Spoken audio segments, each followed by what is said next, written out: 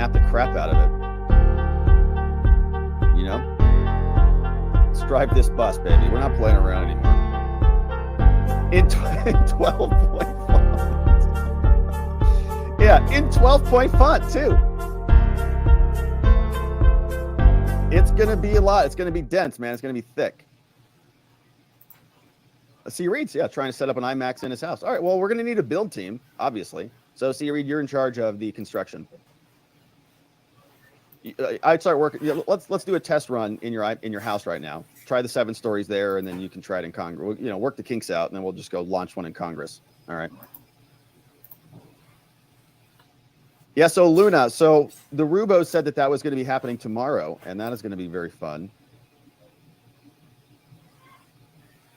Yeah, I did. I had her playing in the background. I had Sparts playing in the background. She was just going off. Let's see what they're talking about. You got your ID and stuff with you? 2016, CHS1 met with. I know you're early, but might as well get you going, again, huh? recorded a conversation. And do you have social? And he several days later told his handling agent okay. that I forgot to tell you I'll at least need to Paige get a photo of it said that on Page's Page's most recent trip to Russia, where he worked or had business interests, he met with Section. And the FBI, when you look at the communications in the FBI, they're saying that, that sounds kind of screwy here, but we should look at that. They apparently never looked at that. We went and got the recording of that conversation that had occurred between CHS1 and Mr. Page in December of 2016.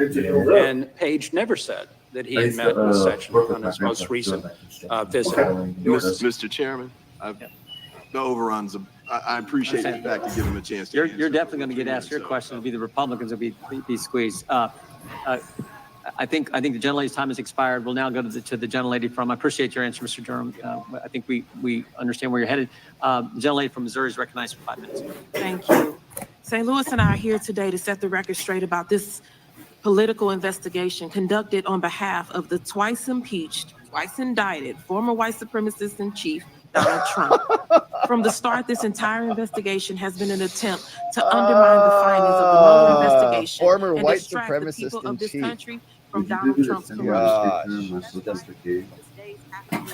It's just amazing. And that's why 4 years later, and no matter how much my former white supremacist in chief. Otherwise, the Durham investigation did not exonerate Mr. Trump or any of his associates. The Zoom here too at the same time. Mr. Durham, I'd like to briefly discuss a few of the different Trump-related items that your report does not touch on. I just have to. In the interest of time, you can just simply answer yes or no. Well, he didn't investigate that. The Trump campaign chairman Paul Manafort knowingly shared internal polling data and information on battleground states with a Russian spy. Did you find this to be untrue? I did not find that to be untrue. Thank you. Thank you for that. The Mueller report found that Mr. Manafort shared this internal polling data with a Russian asset with the expectation it would be shared with Putin-linked oligarch Oleg Deripaska. Did you find this to be untrue? I didn't find it to be untrue, but I didn't look at it either. The Mueller report found that Russian military. Yeah, it's just interesting. It's the language that we're using now, like literally white supremacist in chief. Like Donald Trump was the white supremacist in chief. And then you get Republicans who are out who still are playing patty our corporate offices with the Democrats. It's kind of crazy. Yeah, we have 2 recruiting offices. They're literally calling Trump a white supremacist in chief in Congress, in the floors of Congress. It's nuts. So that's the new discourse that we have, right? She'll get a good Twitter clip out of that, and her base will be, fired up. But this is actually an indicia that exists. I keep referencing Ray Dalio. It's been on my mind a lot. But stage 5.5, stage 6 in his Rise and Fall of Empires, stage 6 being the final stage, he talks about big divisions in wealth, which I think we see a ton of now. 639, especially with inflation. We're able to get text to it. The wealth I actually get the text rising rapidly. Buying power is decreasing rapidly. That's the main number you want to use. And you have that. You've got division within a country so great that you can't even agree on basic terms anymore. And again, we can't even agree on gender, right, and sex and all the things. And then when you have the base level discourse is people openly calling each other, white supremacists and stuff. It's a big claim, and it's Cori Bush, and she's Cori Bush, and maybe some people would say she's maybe an outlier in Congress, but I don't think so.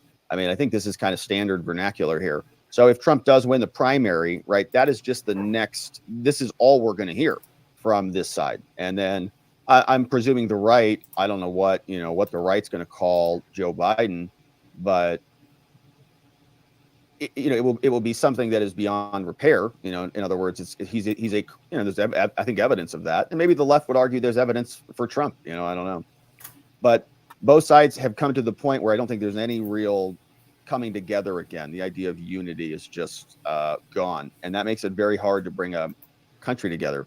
And I was listening to another Ray Dalio podcast, and somebody asked him, if you were in charge, if we just put you right in charge, what would you do? What would you advise Biden? What would you advise McCarthy to do? And he said, well, I just want smart bipartisanship. That's all. If literally we could just get in the same room and agree on anything that was useful, that would be amazing. And even that alone, okay. So he didn't ask for any, there was no specifics. This was kind of shocking to me. He said, that's it. What? Oh, you don't mean we have to cut spending by 90% within 5 years, or you don't think we have to stop printing, or unleash the energy sector, or whatever, right? There was no real technical solution. If you were in charge, Ray Dalio, if you had total power over the whole system, what would you do right now? The only solution was a little bit of unity, bipartisan agreements on anything, right? And the idea that even that could happen is laughable. That's not going to happen, obviously. So if that's not going to happen, I wish it would, but it's not going to happen because there's zero we can agree on as a country. Then any other solution that comes after that, like a retraction in spending, or a real reduction, real tightening of the belt, or getting the monetary system back on track, or reunifying the culture around some shared values, which, do we share any values as Americans anymore? I don't know. So when you have that continual breakup, it comes to a point that's beyond repair. We got Andy McCabe in the background. Page 10 in your report. Within days after opening Crossfire Hurricane, the FBI opened full investigations on members of the Trump campaign team. The FBI then began working on requests of the use of FISA authorities against Carter Page. Is that correct? That's correct. Folks, let me highlight who this American hero is. Carter Page was painted as an alleged Russian agent. Now, the internet's Page nice and served fast his here, nation but honorably. those computers He are was like a Naval dinosaurs. So Academy when you click on graduate, and things, the just give it a FBI second to spied respond, okay? on Carter Page through the use of start FISA filling that out. authority. Massive Sir, do you back believe there. that this FISA warrant against Carter Page was flawed? Yes. Mr. Durham, Section 702 of FISA expires this year, and I'm sure you're familiar with FISA and Section 702. Just for the people listening at home, FISA stands for the Foreign Intelligence Surveillance Act, which was created in 1978. In 2008, FISA 702 was added. Section 702 was created for us to have the authority to spy on non-U.S. citizens, Mr. Durham, we all know that Carter Page is an American citizen. All right. I'm going to try to get more Durham clips and answers. I really don't, I understand the preaching, but I just get tired of the talks. Voice of the people in the House, thank you, Voice, says polling data is public info, but that racist is mad about sharing public info with a foreign leader.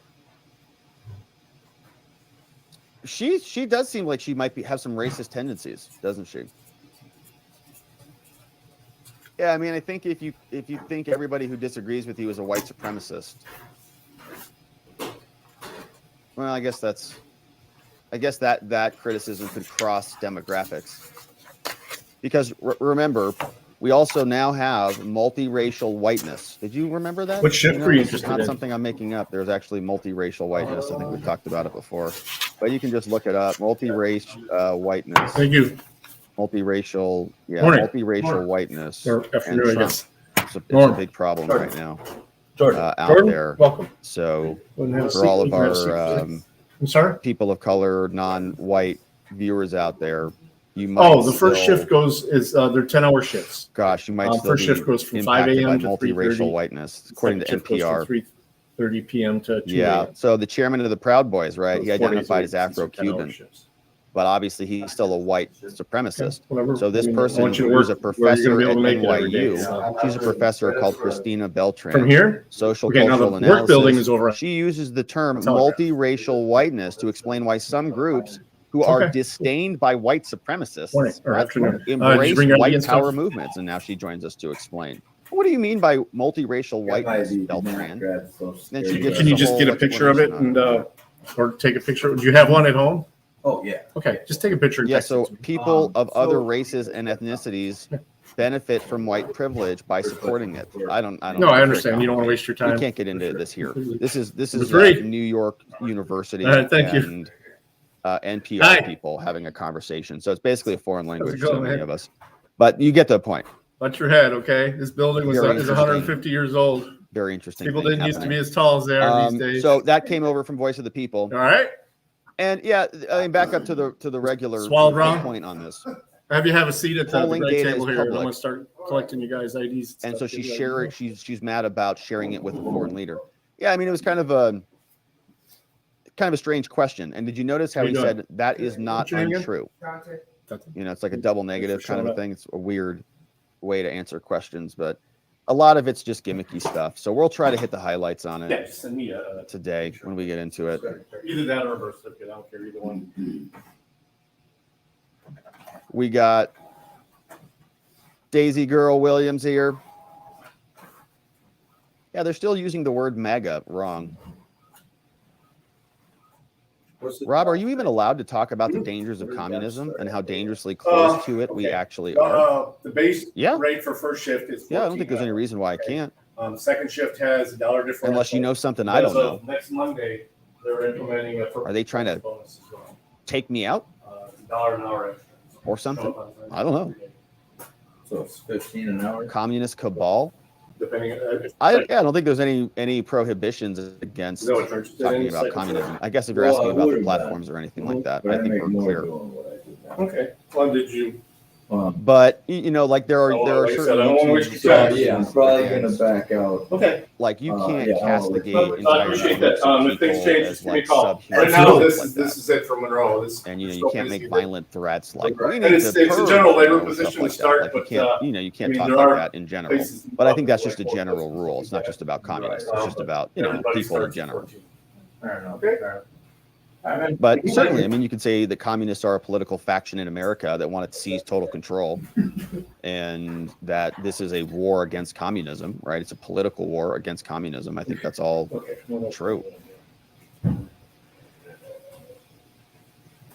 Daisy Girl Williams, the White House has already released 2 short videos from this, just Dem talk unrelated to Durham. Right. Yeah, they're just trying to squeeze out talking points on this. You know, I was thinking it might be interesting. I was thinking, depending on how this goes, Realign. depending on how Durham goes, it would be very timely for them to indict Trump again. And there were some rumors that another indictment might be coming. I think that somebody was following some sealed indictments on Twitter that hit the docket. So let's take a quick look at this. All right, this is kind of a bad news day for Democrats. You laminate. So you want to layer Only on way you're gonna indictment preserve it. if you can to change the subject. But this may not be big enough for them.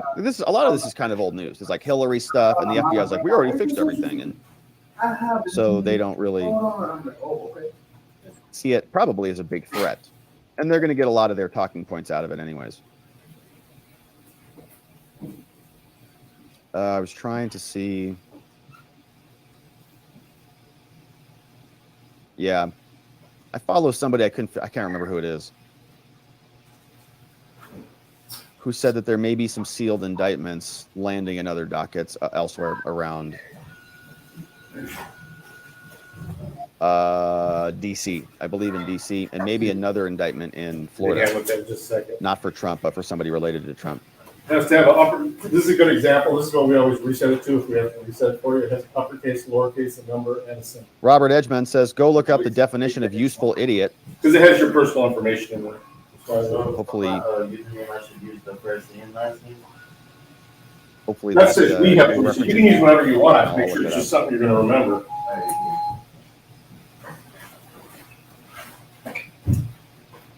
In my view, says, read the 10 pillars of communism Yeah, and the password. Communist Manifesto. Democrats are Password, implementing these tenets. Has to have those components. Crash Bandit says, yeah, are you on YouTube still? Yeah. So YouTube stopped giving me notifications. Well, right now, this is a members only stream on YouTube. So this is not public. This is just for our member only friends. So maybe that's why. Unless you're a member on YouTube, then you wouldn't get this one. I am.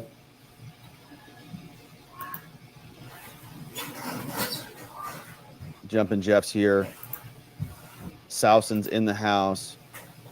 Former says internet was down first. Yeah, Former was first. Congratulations. We're glad you made it, Former. It's Ultra Mega now, indeed. Yeah, useful idiots. Just going out, reading their talking points, delivering their message, calling it.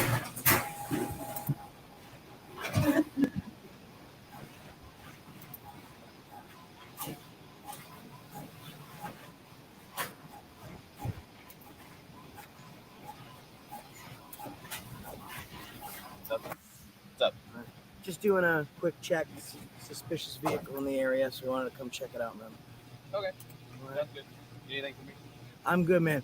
Quick question. Anything in the car I should know about? All right. Have a good day. Any drugs on you? Anything illegal? Did you come to say hi? You don't have to go. We were just having fun. We were going to go out to the bar. I was going to commit some crimes. It's okay. What's going on, guys? I'm with Heather Holt in the city of Branson, Missouri, and we've seen a lot of suspicious vehicles, haven't we? Yes. Most of them have had sirens.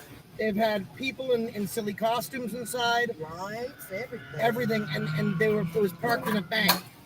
So we did a quick check for citizens. Enjoy the video. Subscribe to Heather Holt. What's going on, guys? We have a suspicious vehicle just parked here. I'm with Heather Holt. I think we're going to do some investigations. I'm going to jump out of the car and talk to this officer.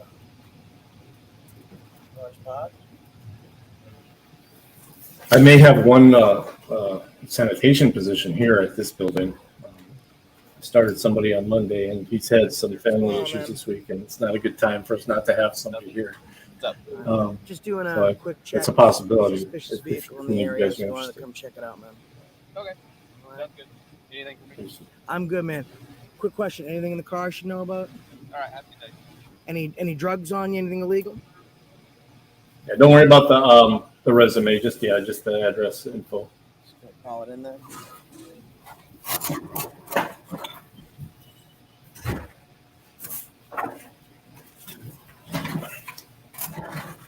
What shift were you interested in, sir? Sorry, what's that? What shift were you interested in? First. Okay. I mean, would it be a consideration to be over here? I mean, I'm already working on Telegraph? yeah, That's fine. like 3 years ago. Yeah. So if I can go. So you understand what happens out there? Yes. Okay, cool. No, that's fine. Was it with us? I know. Okay. Was it Old Phoenix. Phoenix? I saw him turn earlier. He didn't use his directional. I've been doing this for 10 years, so. No, because he's I go to Phoenix because he's where I already moved to Michigan. Sure. No, I mean, no, I saw you turn I understand. 45 minutes ago up by the Everybody the Red Lion. has their reasons for doing things, and and it's you just, didn't use like I the said, you just didn't look directional, familiar to me, that's why. No, it's because when I moved here. You were driving right by, man. It was you. Sure. And we're just a small family-owned staffing Do me a company, favor. so We're it's a gonna lot get of out. folks, Keep your hands right. unless you know of us. Perfect. We're getting out there, we're getting bigger though, we just My name opened an is office Good up in Citizen. Dearborn I'll too. pound it, man. Okay. In Ohio, or Toledo is our corporate area, we've got 2 offices in Toledo, so, and then our corporate office too, so.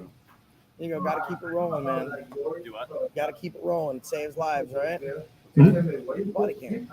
Oh, yeah. Where's impact? Good for everybody, right? Yeah. Do any I traffic stops appreciate you today? reaching out. No, I haven't today, actually. Busy day? Slow? Yeah, it's pretty exciting. Like I said, Monday they're starting No, that it's not. perfect It's attendance filled. bonus as It's well. filled as it should be. In the next couple months, the population is probably going to triple.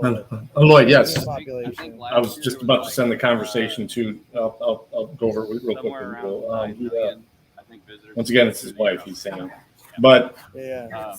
my issue isn't that. I understand. Yeah, you can't come in because you're at the hospital with your wife. Just let us know.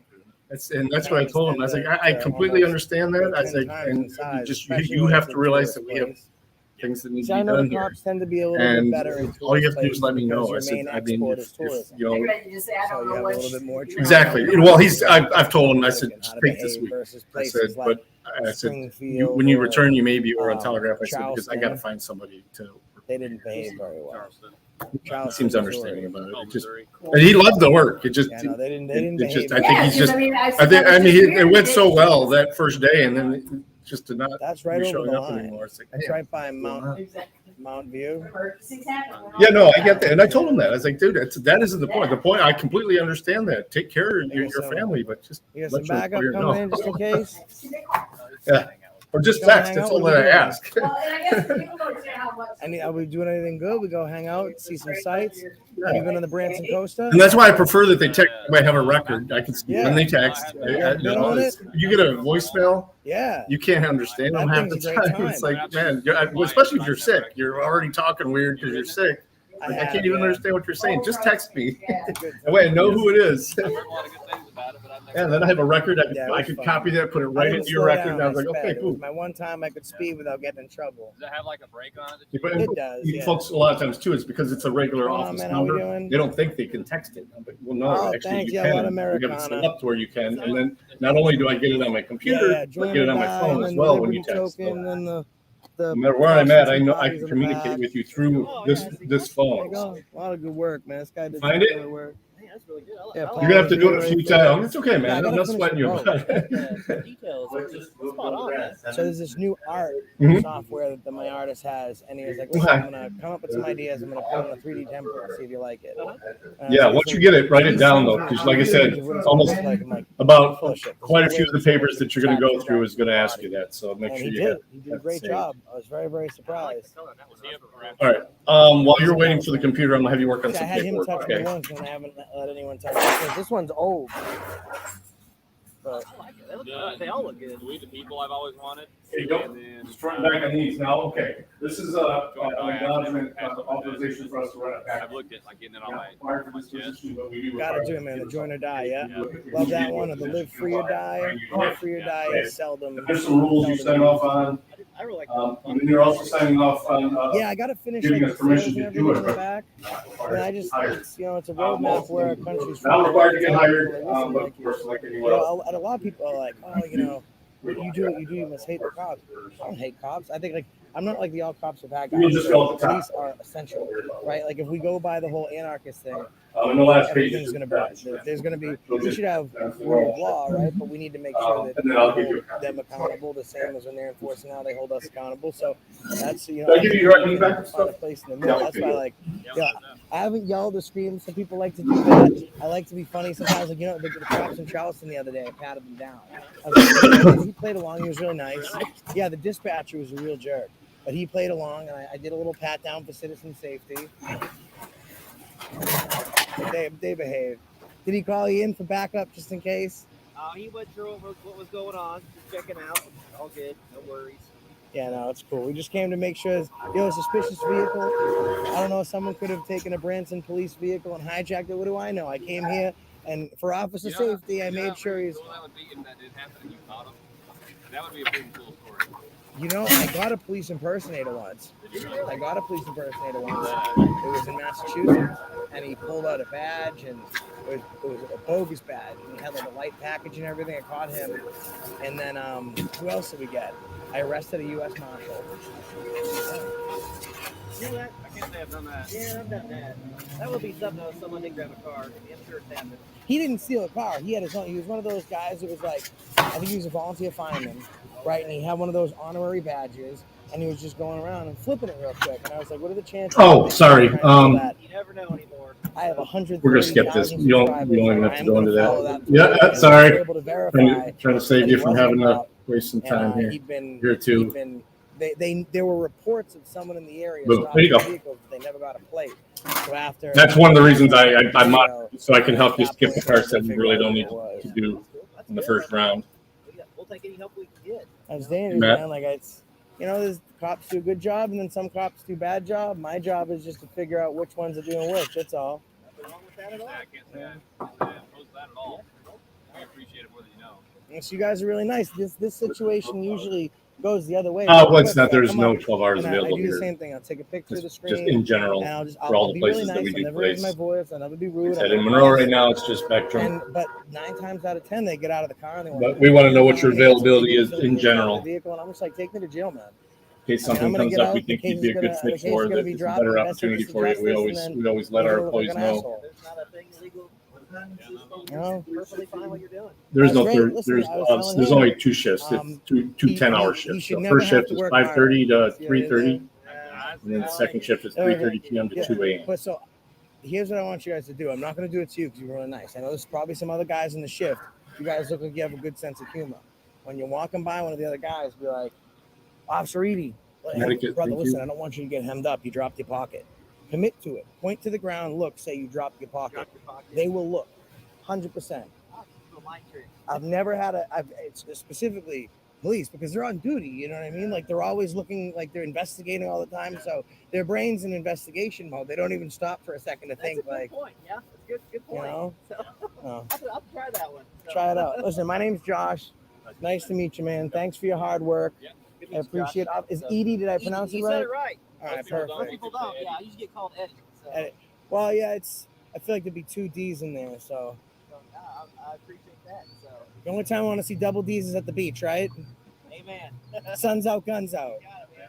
All right, I'm not going to go commit any crimes right now, but I may commit a crime later. I'm just kidding. I don't engage in crime. But if I do, I'll call you guys and let you know ahead of time. Sounds good. So, because I think that would just be easier, right? Like, imagine if that was like, hey, Officer Edie, Officer Hada, I just want to let you know that right now I'm about to commit this crime. If you meet me there, as soon as I commit it, you can arrest me. Let's get the wheels of justice. Taxpayer money, right? Exactly. We don't need the manhunt. I'm at the bank right now. I just, All right, you guys. What you said YouTube? What's your YouTube channel? Accountability for all. Accountability for all. Okay, I'll That's check it my out. Man. channel. Yeah, check it out. We're pretty fair, except for when I'm yelling. But usually when I'm yelling, it's because they deserve it. Fair enough. You know? Fair enough. All right. All right, You too. A quick question I always ask before I leave. Do you mind if, and I won't touch your firearms, but do you mind for citizen safety if I give one of you guys just a quick cursory search for We the People? Is that okay? Just a quick pat down. Not touch any of your weapons. I'm good. I mean, you don't have to. I have no reasonable articulable suspicion to believe you've been engaged in a misdemeanor or crime or felony ordinance violation. What about you, Officer Reedy? Quick one? I'm good. I appreciate it. Though. All right. Well, just for citizen safety, I just had to check.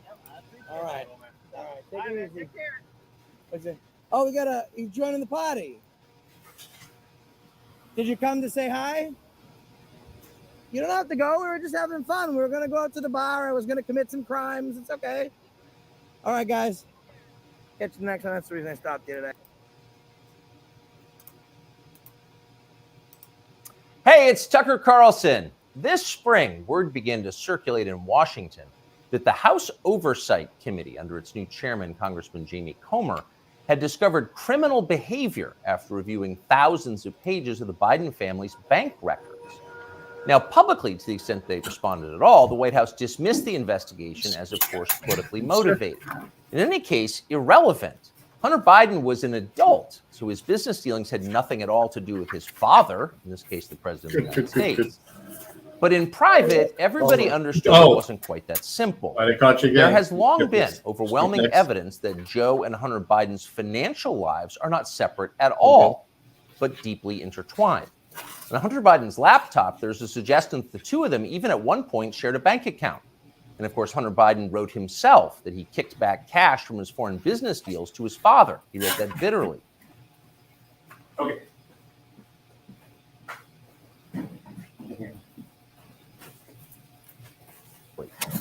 So the Oversight Committee's investigation was potentially a disaster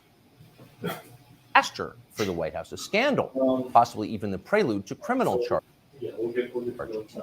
So in order to get ahead of all of that, Joe Biden's handlers did the one thing they could do. They set up an MSNBC interview to preemptively whitewash whatever Jamie Comer might find. Here's the results of that. This aired on May 5th. Sir, there is something personal that's affecting you. Your son, while there's no ties. Keep on file for the Food and Drug Administration. Whenever they come by and audit, we have to have meetings. As to you, could be charged by your Department of Justice. How will that impact your presidency? This is just an acknowledgement that you received that. First of all, my son's done nothing wrong. I trust him. I have faith in him. And it impacts my presidency by making me feel proud of him. Okay, time for the master class for free. You can audit it. Here it goes. Sir, showing appropriate respect, says the shill, there is something personal that's affecting you. Note the wording. Personal, not of public concern, nothing law enforcement might be interested in, but personal, a sad family tragedy. That's the framing. And then this, a sentence choreographed to the letter. Your son, while there's no ties to you, could be charged by your Department of Justice. Got that? Well, there's no tie to you.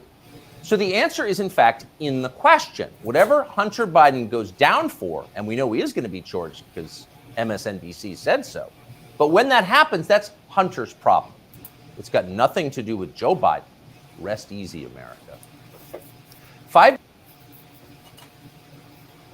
Five days later, the Oversight Committee released its findings, and they were, in fact, devastating. Quote, bank records show the Biden family, their business associates, and their companies, their many companies, received over $10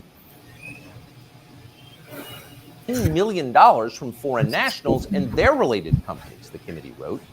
Investigators had, quote, identified payments to Biden family members from foreign companies while Joe Biden served as vice president and after he left public office. So actually there was something there. It was a scandal. Racketeering, money laundering, wire fraud, those are some of the crimes the Bidens seem to have committed, in addition, of course, to selling out the United States for cash. So what would happen to them? Well, Donald Trump had an idea, quote, they'll hit Hunter with something small to make their strike on me look fair. Trump wrote that about 2 weeks ago, and it turned out those were prescient words. This morning, Hunter Biden pleaded guilty to pretty much nothing. Biden pled to 2 misdemeanor tax evasion charges, then entered a diversion on a federal gun charge. That's it. As far as Merrick Garland's Justice Department is concerned, Hunter Biden is done. There was no pre-dawn raid carried live simultaneously on CNN. There was no perp walk, no handcuffs, no press conference. Above all, there was no felony. Hunter Biden, who broke federal gun laws, can still carry a gun. It's like it all never happened. In fact, the Justice Department just baptized Hunter Biden. A lifetime of sins washed away in an instant. It was a secular miracle. Most miraculous of all, Hunter Biden somehow escaped a FARA charge. FARA is the Foreign Agent Registration Act, and it is exactly what its name suggests. Under federal law, if you are acting as an agent of a foreign nation in Washington, you are required to register with our government to let everybody know. Well, for decades, pretty much nobody in Washington did register Yeah, you're fine. Under FARA, and precisely no one was ever prosecuted. I'm just trying to plow through this crap. Dumb stuff. But starting several years ago, the Justice Department began sending people to prison on FARA violations. Why isn't this working?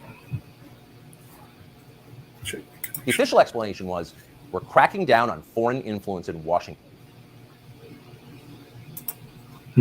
Washington. And of course, privately, everyone in Washington laughed. They knew that was absurd. In fact, it's the opposite of the truth. Foreign powers have never had more power in Washington. Their agents are everywhere, in every federal agency and throughout business, down to and including in executive positions at various social media companies. The Biden administration knows all of this, and it's not a problem. In fact, it's their policy. From the administration's perspective, the concerns and the demands of the Chinese government, or particularly the Ukrainian government, are far more important than the needs of American voters. We're cracking down on foreign influence. Please. The point, the only point of enforcing FARA, after decades of ignoring it, is to harass and imprison high-profile political opponents. Trump donor Elliot Brody pled to a FARA violation a few years ago. So did Trump campaign manager, famously Paul Manafort. He went to prison. Last year, the DOJ went after Trump confidant Steve Wynn under FARA. But in the end, the Biden administration overreached so comically that the whole thing was thrown out by a judge. But they tried. So as long as they're trying, if it was a fair system, Hunter Biden would be first on the list of those next to be charged with a FARA violation. In fact, many of them. Hunter Biden was a foreign agent. He never registered as one. But for years, that's exactly what he was. He sold access to his father and other lawmakers to the Chinese and the Ukrainians and countries throughout the world. There's no debate about that. The FBI has known about it for years. For years, they've had possession of Hunter Biden's laptop. But they didn't charge him for it today. They never will. Why? Well, you know the answer. Hunter Biden has good genes. All right. A more interesting question, though, which is another question the feds will never consider, I am going to pull up. is what does Hunter Biden do for a living now? Load some forms for you. This is a man with no obvious job, but of course, zero skills. He spent midlife smoking crack. Yet somehow he's managed to live pretty well despite rising inflation. He's been living in big houses in the costliest residential neighborhoods in the world. He's been paying a stripper baby mama 20 grand a month in child support. And he has retained a team of the most expensive lawyers in the country who spend quite a bit of time sending threatening letters to anyone who asks questions about how they're being paid. I see the zip code. It's 48161. So again, what does Hunter Biden do for work? That's a fair question. And tonight we have the answer. For years, Hunter Biden was an influence peddler. Now Hunter Biden is a self-actualizer. He self-actualizes for a living. He gets in touch with himself, his feelings, and he follows his muse. Here he is explaining his new vocation in a 2019 ABC News interview. This is new. Mine's lucky. Mine is But now he's opening the doors to a place never 4-3 in my captured by a birthday. So. paparazzi's lens, his refuge, an art studio where he finds solace in painting. What's the goal eventually? No goal. That's the perfect part about it. It's just, it literally keeps me sane.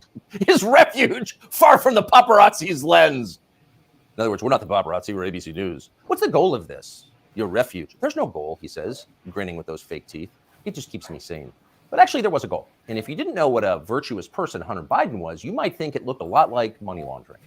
2 years after that interview, Hunter Biden was selling prints of his art. And to be clear, just the prints, not the, quote, art itself, but effectively photocopies of it for $75,000 a pop. Apparently, Hunter Biden moved 5 of these repros in just days. That's $375,000 in less than a week for signing copies of your fake art. As for the paintings themselves, childish self-indulgent blots, those sold for $500,000 a piece. So the question is, who bought them and why? It'd be interesting to know. There's a story there for sure, but of course we have no right to know. There's no public policy implication. It's not like Hunter Biden's finances have anything to do with his father's finances. Meanwhile, once his father did become president, corporate publisher Simon & Schuster lined up as well to pay Hunter Biden's bills. According to news reports, Simon & Schuster gave Hunter Biden millions of dollars for his highly selective account of his wholly unaccomplished life. And then the publisher lined up brainless celebrity endorsers like Dave Eggers and Stephen King to promote it. King, who apparently will say anything if it helps the party, called Hunter Biden's silly manuscript a, quote, harrowing and compulsively readable memoir. And then Stephen King described Hunter Biden himself as beautiful. Needless to say, the book sold miserably, but Hunter Biden got to keep the millions, and that was the point. And so on. This kind of thing apparently happened a lot. Again, there seems to be a story here, and we think it's probably worth learning a lot more about it and bringing it to you. In the coming weeks, we will. In the meantime, though, the question is, what can we learn from Hunter Biden's plea deal today? First off, the obvious. For the children of the people in charge, there are no penalties. There are only upsides. They're princelings. They can do what they want.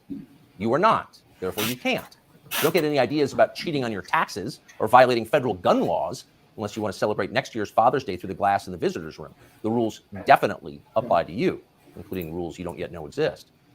But there's also a deeper lesson here, a more disturbing one. What we're watching through Hunter Biden's life and through the Biden administration. Now, so what you're going to do now is click on where it says employee login of virtue. Log back in. What was once considered admirable is now derided as stupid, if not racist. That would include achievement, intelligence, honesty, self-control, humility. Those are features of the old America. Those were yesterday's virtues. They are gone. In their place, All that we once considered contemptible and repulsive, we're told to worship that now. Here's a small example, but we think a revealing one. In addition to his many other sins, Joe Biden has hired what has to be the single dumbest, nastiest, most dishonest, most ridiculous person he could possibly find for the very public position of White House press secretary. There's a point to it, of course. It was a humiliation exercise. It was designed to degrade the country and dispirit the rest of us. That's the White House press secretary? Shut up! But here's the thing.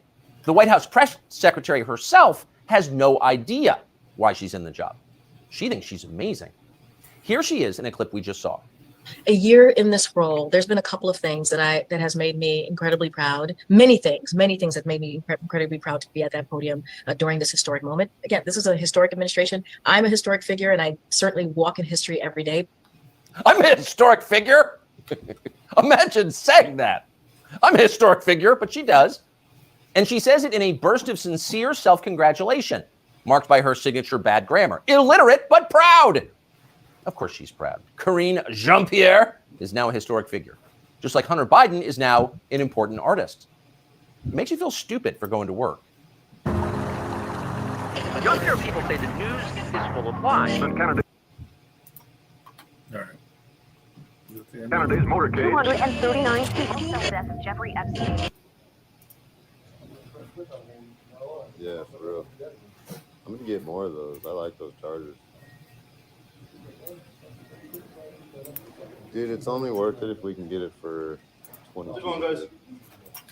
So here we go. No. I know he's recording. I know he's recording. Please. I know you're recording. So obviously, look. I know who you guys are. Okay. I know who you are. You don't know who I am. Okay. So no. So we're gonna do this. Okay. So you guys know the rules, right? You guys are familiar with 123.1. Okay. I'm a person over.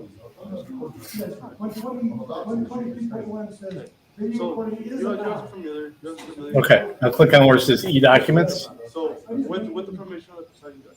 The green employee start wizard button. Okay, that does not say that. They're gonna give me a copy of it right now. Actually, we're gonna skip this one. I don't know why I loaded that one. We don't need it. There you go. And I have your handbook right here for you, so you will be getting that. So.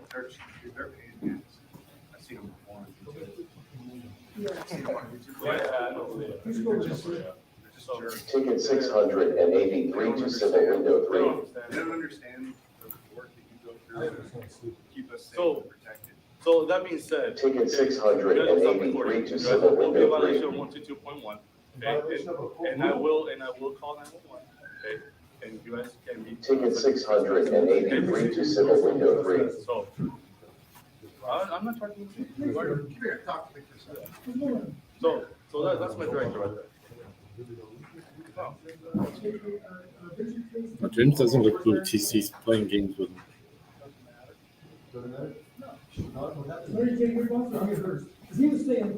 It's a Chris video. Either way, Richard, you guys know, the rules that are in place. You can't videotape in the court. We're not gonna argue. I told you. Who are you? I told you last time you sued, that the day that you change the day that you get the rule changed, we'll follow it. Until then, there's no filming in the building. So I'm gonna ask you to stop. Well, I can see there's stuff going on. There's nothing going on. But I'm saying maybe or not, it's got a camera here. How do you get Richard from Dick? Sorry. How do you get Dick from Richard? You asked nicely. That was a pretty good joke, right? I remember that. Do you have the actual verbiage? I'm just curious. Does it say? I'm not gonna sit here and go through it. Can I ask one question? Sure. Does it say courthouse or courtroom? So you're the local rule applies to both. I just asked one question. So you're Does it say courtroom or courthouse? the director here, huh? The rule. The local order provides for you not to be able to videotape. I asked the question in that sentence. It says either courthouse or courtroom. You're supposed to know the verbiage of this, man. Okay, come on, let's go. If you're not videotaping, You're more than welcome to be here doing whatever it is you want to do. If you're videotaping, I can't have you do it. What's the It's a violation of the local I'm gonna law. let you assume if I'm recording. If you guys put me in cuffs, I'm assuming. And at this point right now, I'm gonna say that you're harassing me, so I'd like you to stop harassing me at this point. I'd ask you to go back and conduct your business. As far as you know, I'm not recording. As far as you know, I'm sitting here conducting my business, and I have a right in the Fourth Amendment. What did I to be- just say? So what? So go away. don't- I'm secure in my persons and papers. I am secure in my persons and papers. You're not gonna come over the top of me. What I just said I'm is what you just secure said. in my I was persons just and more papers. polite. I asked you a question and you wouldn't If answer you it. keep it up, it's gonna be disorderly conduct. I'm gonna No, it escort isn't. you. No, it you're is. not. It is. No, you're not, because you're creating the disturbance. No, I'm You not. came up to me and engaged me, absolutely. I asked you a question and you've refused to answer it. I didn't refuse If you're to gonna answer it. answer the question, you can answer the question. I'm If not not, gonna- go Okay, away and if stop I- harassing me. If I find that you guys are You heard me. recording, we'll deal You with it next heard time me. you're I here. said, go I'm away. not gonna, I will You work stand for here me. all day long. Good. I am not going to let you talk over me, which is one of you in particular. is Okay, one of your up on the biggest top up here, you other pointing names, put N/A. Don't fucking point at me, you Something- clown. I'm not pointing at you. Yeah, you did. You just pointed I at me. didn't point at you. You're pointing at me right now. Yeah, I just did now, 'cause Again, I am talking. again. And then apartment number as well. For some reason, What do you those think blanks you have to are? have NA in them if there's no info. I'm the director of security for Superior Court. Okay, so if we broken any security That doesn't mean rules. anything. You're Other right. than I need to And then you just enforce check the here. rules. All you in the local orders. And you did not use a translator. Bro, you're barking up the wrong tree You right can inform now. us, but then you should go away. All right, here you go. I am. This is just the lockout tagout rules. It's pretty self-explanatory. If you didn't put the lock on, don't remove it. Don't attempt to operate any machines that are locked out. They'll be marked. There's literally nothing you can do. Just go straight to hands on the bucket. Start beating people, tasing them. No, if you touch me, I'll defend myself. That's your only warning. Hey, Ruiz.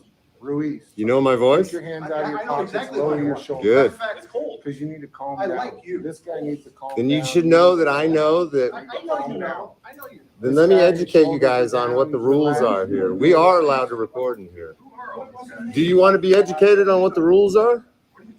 I know what the rules are a lot more than you guys. I promise you that. It's okay. Listen.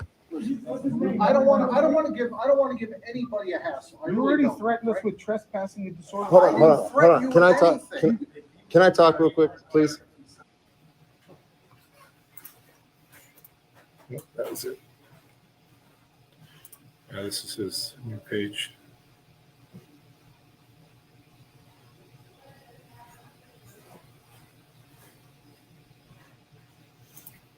That is weird. Probably the fire truck or something like that.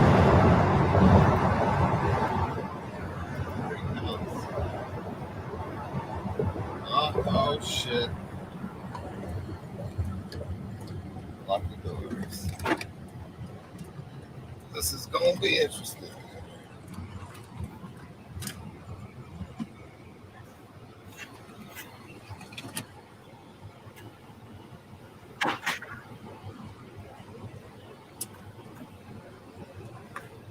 We fell for the flashlight.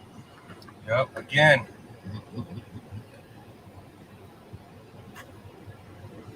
I didn't think they'd actually fall for this.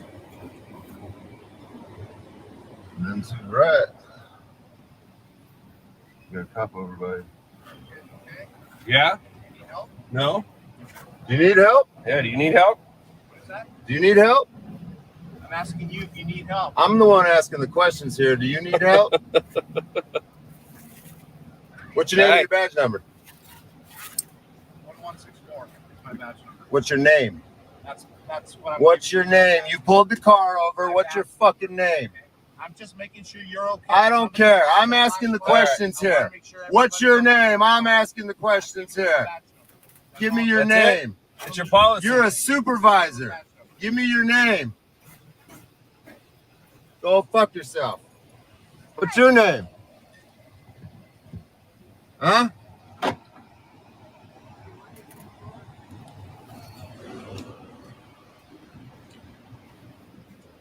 Yep.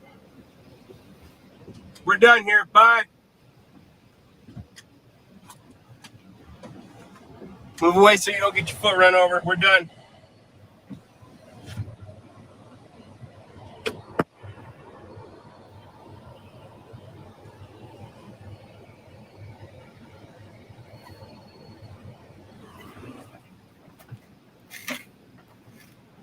It's a bright light.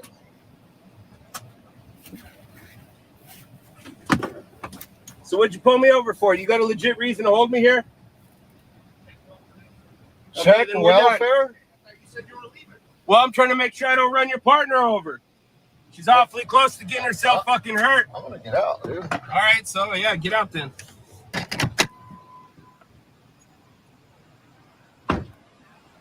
What's your name and badge number?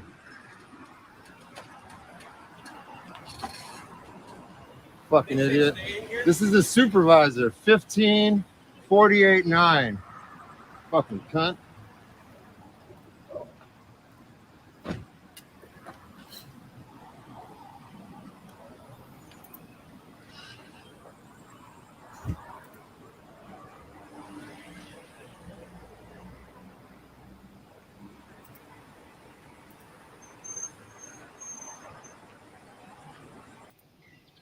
No rubbish. He makes awakening wonders, and it's awakening wonders that I'm addressing right now, whether you're watching us on Twitter, YouTube, or our ultimate home, the home of free speech, Rumble. Welcome to today's show. What a show we've got. We'll be talking to James O'Keefe in a minute about his BlackRock corruption expose.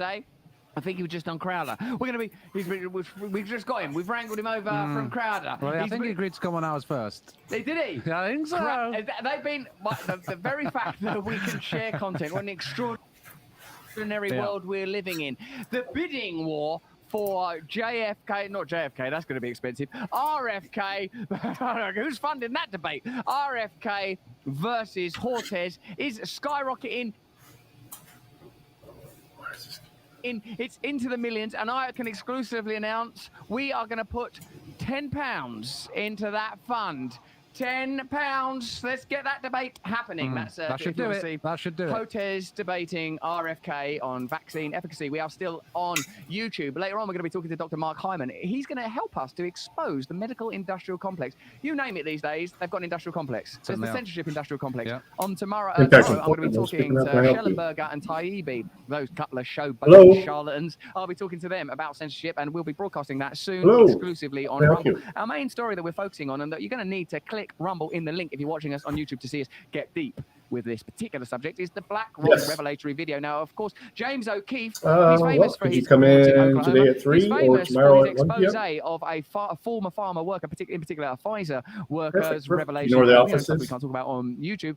Well, he's It's gone on, again. This Front time Street. it's with BlackRock. Now, what we're interested in. Tell you what, I'll send you a is text the fact to that this these number kind of with the stories, in actual particular, address. a story that appears So to you'll have it. suggest that you can purchase political power through It's 317 donations, West Front bribery. Street. You let me know in the comments and chat what word you think is appropriate. If you're watching us on Rumble, by the way, why don't you click the red button? Join us over on Locals right now. Join all these people that. Yes, a lot of you are focusing on James O'Keefe's performance in. Just in bring an Oklahoma. ID and either a social or birth certificate. so Really you can like do that. on It's pretty extraordinary. What we know about BlackRock is they're the third All right, we'll see you tomorrow.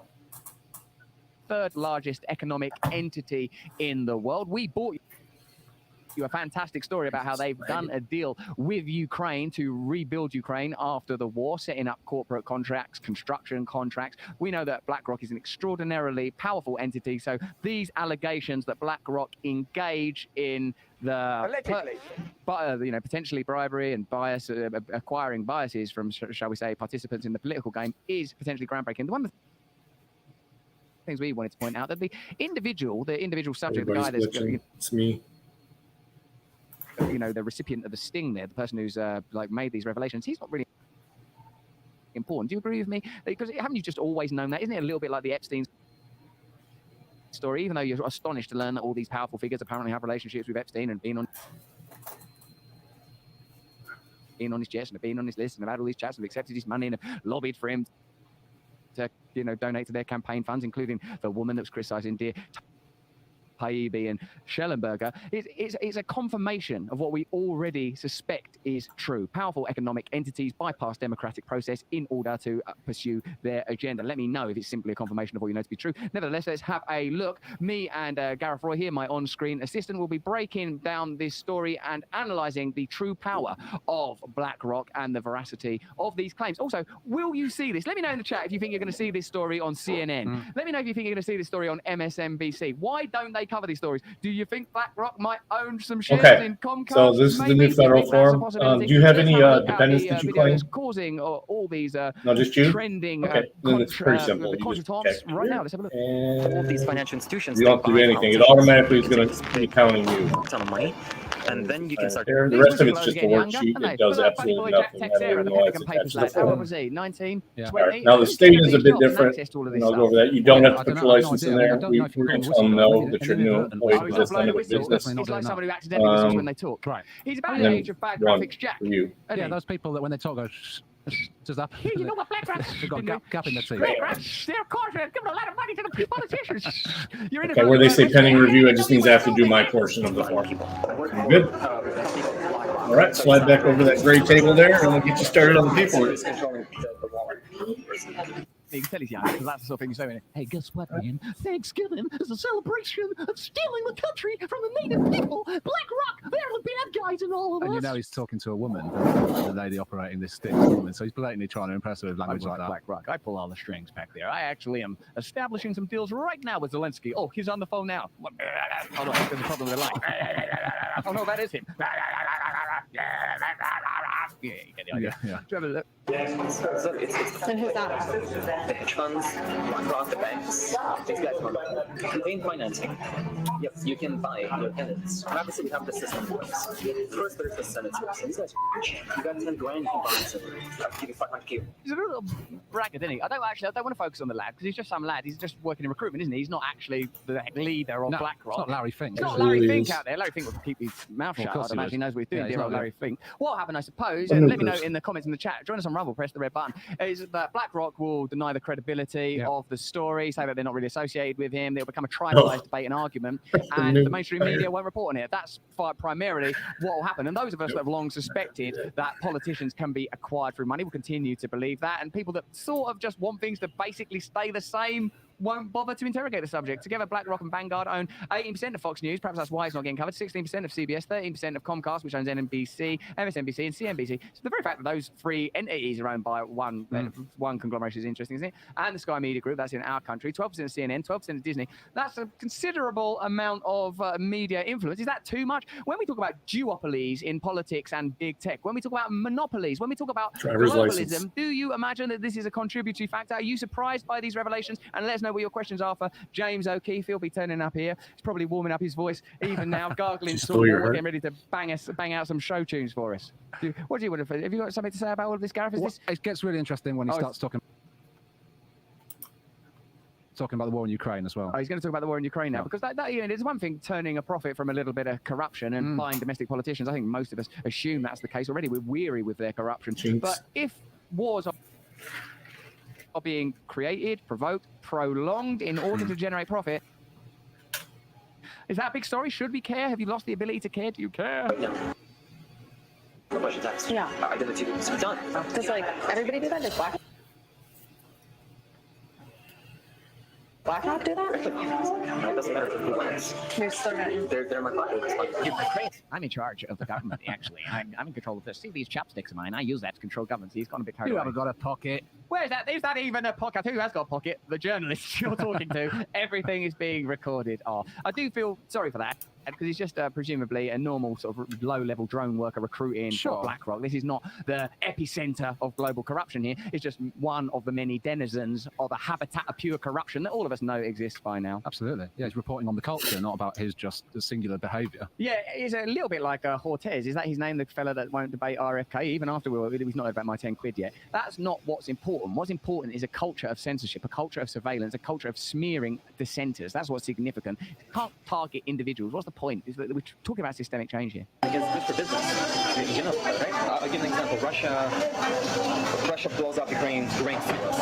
Price of wheat's going to go mad up. Ukrainian economy is tied very largely to the wheat market, global wheat market. Prices of bread, literally everything goes up and down. This is fantastic if you're trading. Volatility creates opportunity to make profit. War is good for business. It's exciting when it goes wrong. people in the chat are disgusted. Pride Volts says he's talking about the destruction of people here. Fire Girl 2020. This guy's like in kindergarten, but I'm glad that you for catching on. Oh, you've known this for ages, didn't you? You lot. In a way, it's sort of surprising that that's the sort of stuff he chats about on dates. But who here is surprised by that? Let me know in the chat if this is an astonishing revelation or if these are the kind of things you've long assumed, if you've known since, God, basically the 1960s, that the state operates on behalf of corporate interests. It's a trend that's been getting worse and worse, and you can track it through various administrations till we reach this point. Corporate gigantism, where democracy becomes almost redundant, where there's no trust in any institutions at all, not media, not government, not electoral, democracy itself. Are you surprised by these revelations? Do you believe these revelations? What do you think is the most interesting thing about them, Gareth? I know that what you think is important is the idea that war is being used to mobilize. You know, when he's talking there about wheat and Ukraine and how the prices fluctuate due to that and how BlackRock can profit from that, I mean, we know that that's happening anyway. We know that the kind of food crisis is going on in the US and in the UK, across Europe at the moment. It's to do with the price gouging of companies that are using the opportunity for war to charge people more for the daily products that they buy. That is something that goes on, and that the companies that do it lobby Congress. They spend millions lobbying Congress to mean that Biden and the rest of the government don't do anything about it. You know, when it comes to another element of the war, weapons, I mean, that some of the largest weapons companies in the world, Raytheon and Lockheed Martin, have been, since the start of the Ukraine war, bragging to investors that tensions between the countries are good for business. BAE Systems have gone up 32%, Lockheed Martin have gone up 14%. These aren't, I guess, you know, it's interesting to see someone actually on camera admitting it. But these things are things that we already know about through just literally what's happening. Apologetic Pest says in the locals chat, I'm not sure why we're watching some clip of a smug millennial eating Chinese food and talking about wheat shortages. We are a hardened and skeptical crew, aren't we? Because we are awakening wonders. And if you're watching us now on YouTube, click the link in the description. Join us over on Rumble. James O'Keefe, who broke this story, is going to be joining us in just a few minutes. And you can post your questions for him here in the chat, and we'll ask him some stuff that I suppose takes him to the very limit of his capabilities. Yeah, the other element, obviously, what we're talking about here is that kind of collusion between government and massive corporate companies like BlackRock. When we come to the Ukraine reconstruction and BlackRock's part in that, so it says it is an article by Caitlin Johnson. Critics have complained that BlackRock's new role in Ukraine could draw accusations of corruption, with some noting that the company's managing director, Eric Van Nostrand, was hired straight into a senior advisory position in the Biden administration's Treasury Department just this past August, explicitly to shape U.S. economic policy on Russia and Ukraine. So there is a literal link between BlackRock and the Biden administration in terms of their strategy towards Ukraine, in terms of the reconstruction of Ukraine. They all know what's happening. They're all involved. So are you astonished by these revelations, or is it merely a confirmation of what you have long suspected? What's next? What is it going to take? What level, degree of revelation would it require for you to stop participating in this model? Yet another story that demonstrates ties between the media, the military-industrial complex, the government. It's, I guess, I suppose at this point, it's difficult to maintain anything other than vague disappointment. Any questions? Listen, we're going to leave you now because James O'Keefe is James Nothing. O'Keefe there. Let's just have a look at him. Glad to help you with That's any the of sort them. of person that gets YouTube strikes, I would imagine. So let's be fair. Yeah, no, look at him. He's there. He's got his backdrop. His shirt's too undone. For God's sake, James. Right, listen. If you want to see James undo another button, simply press the link in the description and join us over on Rumble. We'll be talking to Dr. Mark Hyman a little later. Plus, what's our presentation today? Peter Hotez. Peter Hotez. We're covering that story in some depth. You're keen to talk on YouTube, are you, James? Look, I can see him warming up. He's licking his lips with anticipation. He's probably going to break another story. Now, remember, we're on YouTube, so don't say anything too controversial before we go over on Rumble. Do you want to say something, James, or are you going to do a few bars of Oklahoma? I mean, I could sing Poor Judd is Dead. Last time I sang the title sequence. Just give us, do a little bit. I think if that's what drives people from YouTube to Rumble, let's give it a go. Poor Judd is dead. Poor Judd Fry is dead. Gather around his coffin now and cry. There you go. That was a way. Whoever was backing you on your former channel, their money, I think it was well invested. Absolutely. I wouldn't call that corruption. No. If singing like that's a crime, you can lock me up and throw away the key. You can call me Hunter Biden, baby, because I'm as criminal as they come. Join us over on I think he's pleaded guilty. It's a plea bargain, right? I don't think we've said anything wrong there. I think that's okay. That's okay, fine. all right. Listen, as you can see, things are hotting up. O'Keefe's singing show tunes. Let's go over here and expose some deep corruption and bring about a spiritual revolution. We're also going to be talking about the newest Rumble participant, RFK. Why won't this debate happen? And if it does happen, you know where it will. Click the link, join us over on Rumble. James, thank you so much for joining us. Now, I noticed that you went on Crowder Show. Would you just do that interview again, but be slightly more salacious and undo a couple of buttons? I thought I was on YouTube. I got to be careful, right? Oh, you're on Rumble now, baby. This is it. Rumble, you're on the home baby. of free speech. Well, we started with Poor Judd is Dead, so I don't know how to top that. But, I mean, you say it doesn't shock people. It's confirmed suspicions, but most people, this guy says they're asleep. He says that normal people don't give a shit. That's what he says. So I mean, I think we're waking people up with this expose because then you say, well, it's just one guy or one individual, but the organization is made up of individuals. So in order to expose the collective, you have to expose the individual bit by bit, and we have more coming.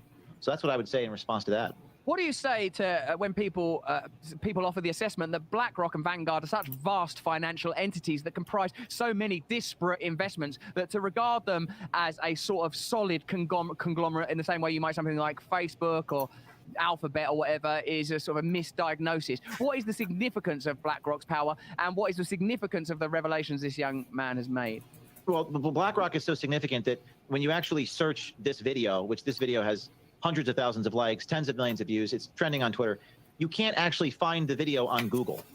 And maybe you say, well, Google, BlackRock owns 6.5% of Google. That's 45 billion of a $1.5 trillion market cap. I didn't even realize how powerful they were. When I did that Pfizer story, I didn't realize that if you look at the equity owners of Fox News and the equity owners of Pfizer, BlackRock owns a significant share of that. With Fox Corporation, it's 18.4%. Disney, 12%. You point out Comcast, 13%. I mean, they can, and this guy says it. He says, you take this, quote, big fuck ton of money and you buy people and you buy senators for relatively little money, 10,000. That surprised me. That's not a lot of money to buy a senator. But he says all the things that we suspect to be true. And I think it is waking people up. I think little by little it is. I hope so. Now, my sense is that people that are watching us right now on Rumble are already awakening. Press the red button. Join us over on Locals. Get the neat gear. It is pretty astonishing to learn that Google are able to I do the bottom part. contain such a revelation. So whenever we have to do it, we don't have to do it in the start. Such as were revealed in the Twitter files where so this last part here is just contact people at Google and say we'd rather that search didn't show up. And I suppose that legislation and regulation is always introduced to say, I'll protect us from harmful or sexually explicit material. Handbook we're talking about, also a copy of that job description that you signed. All right, that's for you to keep. Almost certainly. No, you use that to fill this out. We keep this on file for the Food and Drug Administration. In 2020, we got some Department of Homeland Security guy emailing Twitter people before Elon bought the company saying we need to suppress this James O'Keefe. This stuff comes out years later. But obviously it's happening behind the scenes. I wish I had those conversations on camera. Maybe I will. This here is just an acknowledgement that you received a copy of that and you're going to follow those rules. The bottom here where it says employee, print, sign, and date. I do the bottom, very bottom where it says training conducted by. Others actually are giving me information. So read these rules, sign, kind of date, generates some momentum of other people that want to blow the whistle. Like this guy. And then there's some multiple choice questions. Wow, so okay, it's not a pass-fail thing. All the answers are in there. I suppose when the moral veracity but if of you an can't find entire it, military endeavor. Okay. The way it works is if you miss anything, I just have to go over it with you. At length and provided some interesting any questions at all while you're going through that, please ask. Post-war, presumed in a much required post-war climate, BlackRock have done deals with Zelensky to participate in the construction, that they want to make it a digital nation. I wonder sometimes, James, what kind of revelations it's going to take for people to stop participating in like, did you say, like, I recognize that you use a degree of sensationalism. That's because I believe at heart you are a showman. Do you think that people need sensationalism in order to be mobilized, even when the facts tell us that we need to unite and confront this kind of elitist corruption? Well, my wife just got me that. And you need to be a little bit of a thespian to expose them in the first place. Like to get in there and go get the information. I'm an old school Star Wars fan. I don't like the new stuff that much. I think individually, Disney ruined it. Taking one video at a time, none of this perhaps alone can change things, but collectively they can change things. So like this is one of a series of exposés. I mean, even me talking to this guy, we'll see this video later today. It said it happening a lot with that company. I sat down with him like a thespian that I am. He got up and he walked down the street, this is New York City, into the police station, and then he invited me into the police station with him. Now, I wasn't certain whether he's trying to turn himself into the police. Usually criminals run away from the police, not towards them. Or it was a weird moment in time, highly entertaining, quite bizarre, but the cognitive dissonance when these people are exposed, I think this is a movement where you release one video, that inspires the next video, which inspires the next, and it just sort of creates this momentum. At O'KeefeMediaGroup.com, we got whistleblowers coming to us, DMing us right now, live in my office. People come in saying there's things happening. I can't tell you what's happening, but more videos are coming out this week from within BlackRock. I suppose one of the things this indicates is that crime has become a subjective and shifting concept, i.e., as Nixon famously said, it's not crime when the president does it. And now what we have is a state where it's not criminal when most of it's common sense too. Bribery, corruption, a couple of them like the distinctness questions and stuff like that. Yeah, actually, I had to look up exempted from ordinary taxation laws. You said you were interested for a shift, right? When do you want to get started? And I suppose, James, you are going to have to keep providing expose No, it to stop it becoming I mean, they need inured people to now. That's why I'm hiring every day. inoculated, to use a term of So yeah, our time. tomorrow James, is the this true 22nd. that you've been You know felt where the up building at is. airport? Was this part of a security measure, or is this yet another of your 5 hobbies? a.m. That's quite a You got boots transition already? here. We talk about the All right, morality of white t-shirt. All right. investigative journalism creating a deal. morality to me being harassed.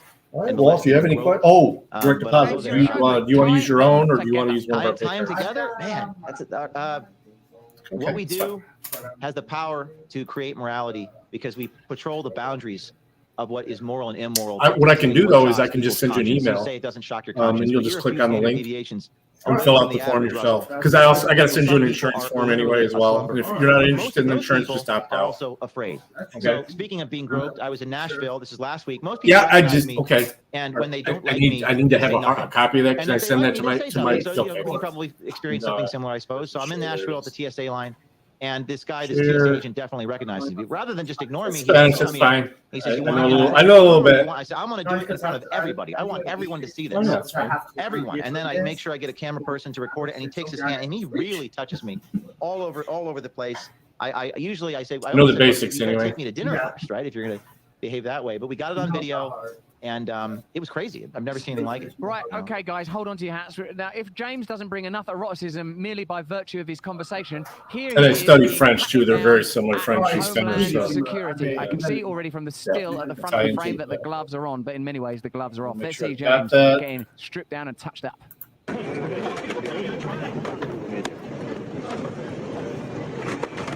What are you looking for?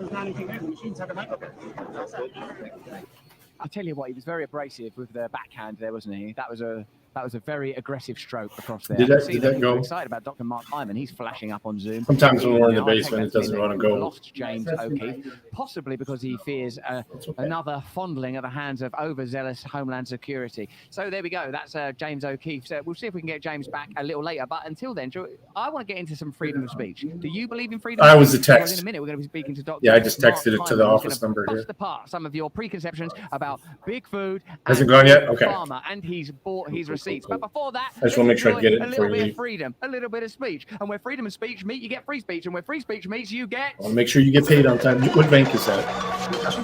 Can't see. We didn't make that ourselves, I have to admit. That was It's made too by- professional for us. Good, much Yeah. too professional. We can't do things like that. Mm. We had Ross Coulthart on. Ross Coulthart, you'll be Yes, familiar with because assume he checking conducted since the it's a check, now so. infamous... That is a check, right? Not a direct, Many of because you, the deposit slips are almost different seem to be numbers. suggesting Okay, that cool. Ross Coulthart himself could be an asset of the state. So Wow. many of you are divided by these new revelations around UFOs. Many people thinking it's just a distraction. I'm gonna send you that anyway, just in Season of case this shit goes we've through, been because I waiting gotta for. send you the insurance form Apologetic anyway said too. on And locals if you there, want to, you please can fill it abduct me, out. aliens. I cannot face either Biden or Trump as president. Sometimes sure an we have extraterrestrial everything we experience have.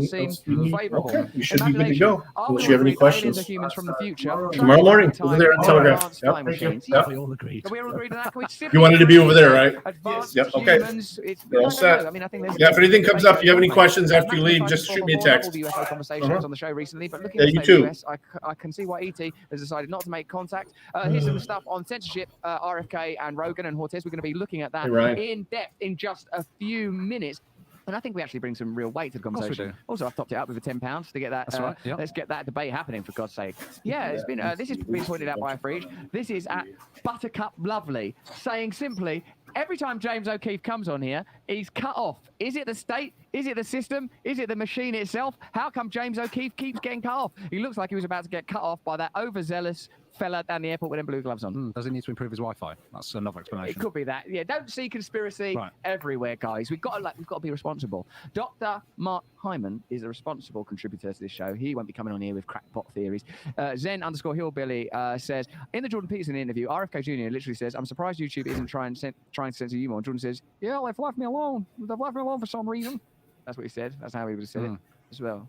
Yeah. Was that Kermit from the Muppets? You start at Kermit and you move towards JP. Hey, Kermit the Frog! And then you go, hey, well, listen, it's not entirely clear to me. There's atypical people that know White there's an t-shirt. agreeable type. Oh, hey, Russell. Oh, well, like that. That's how he talks. Yeah, that's I like Jordan Peterson, though, don't I? Oh, yeah, you do. I love yeah. him. Get on ever so well. He's very, I love him. He's brilliant. All right, come on, hold on. This is more stuff here. Are we going to go to Dr. Yeah, we can do. Dr. Hyman. Oh, no, Trump's boxes. Sure. Do you want to know about them? Of course I do. This is Mike Stamatitis again. It's the White House porn stash. Oh, although he's got weird stuff in there. He's got golf equipment in those secret boxes.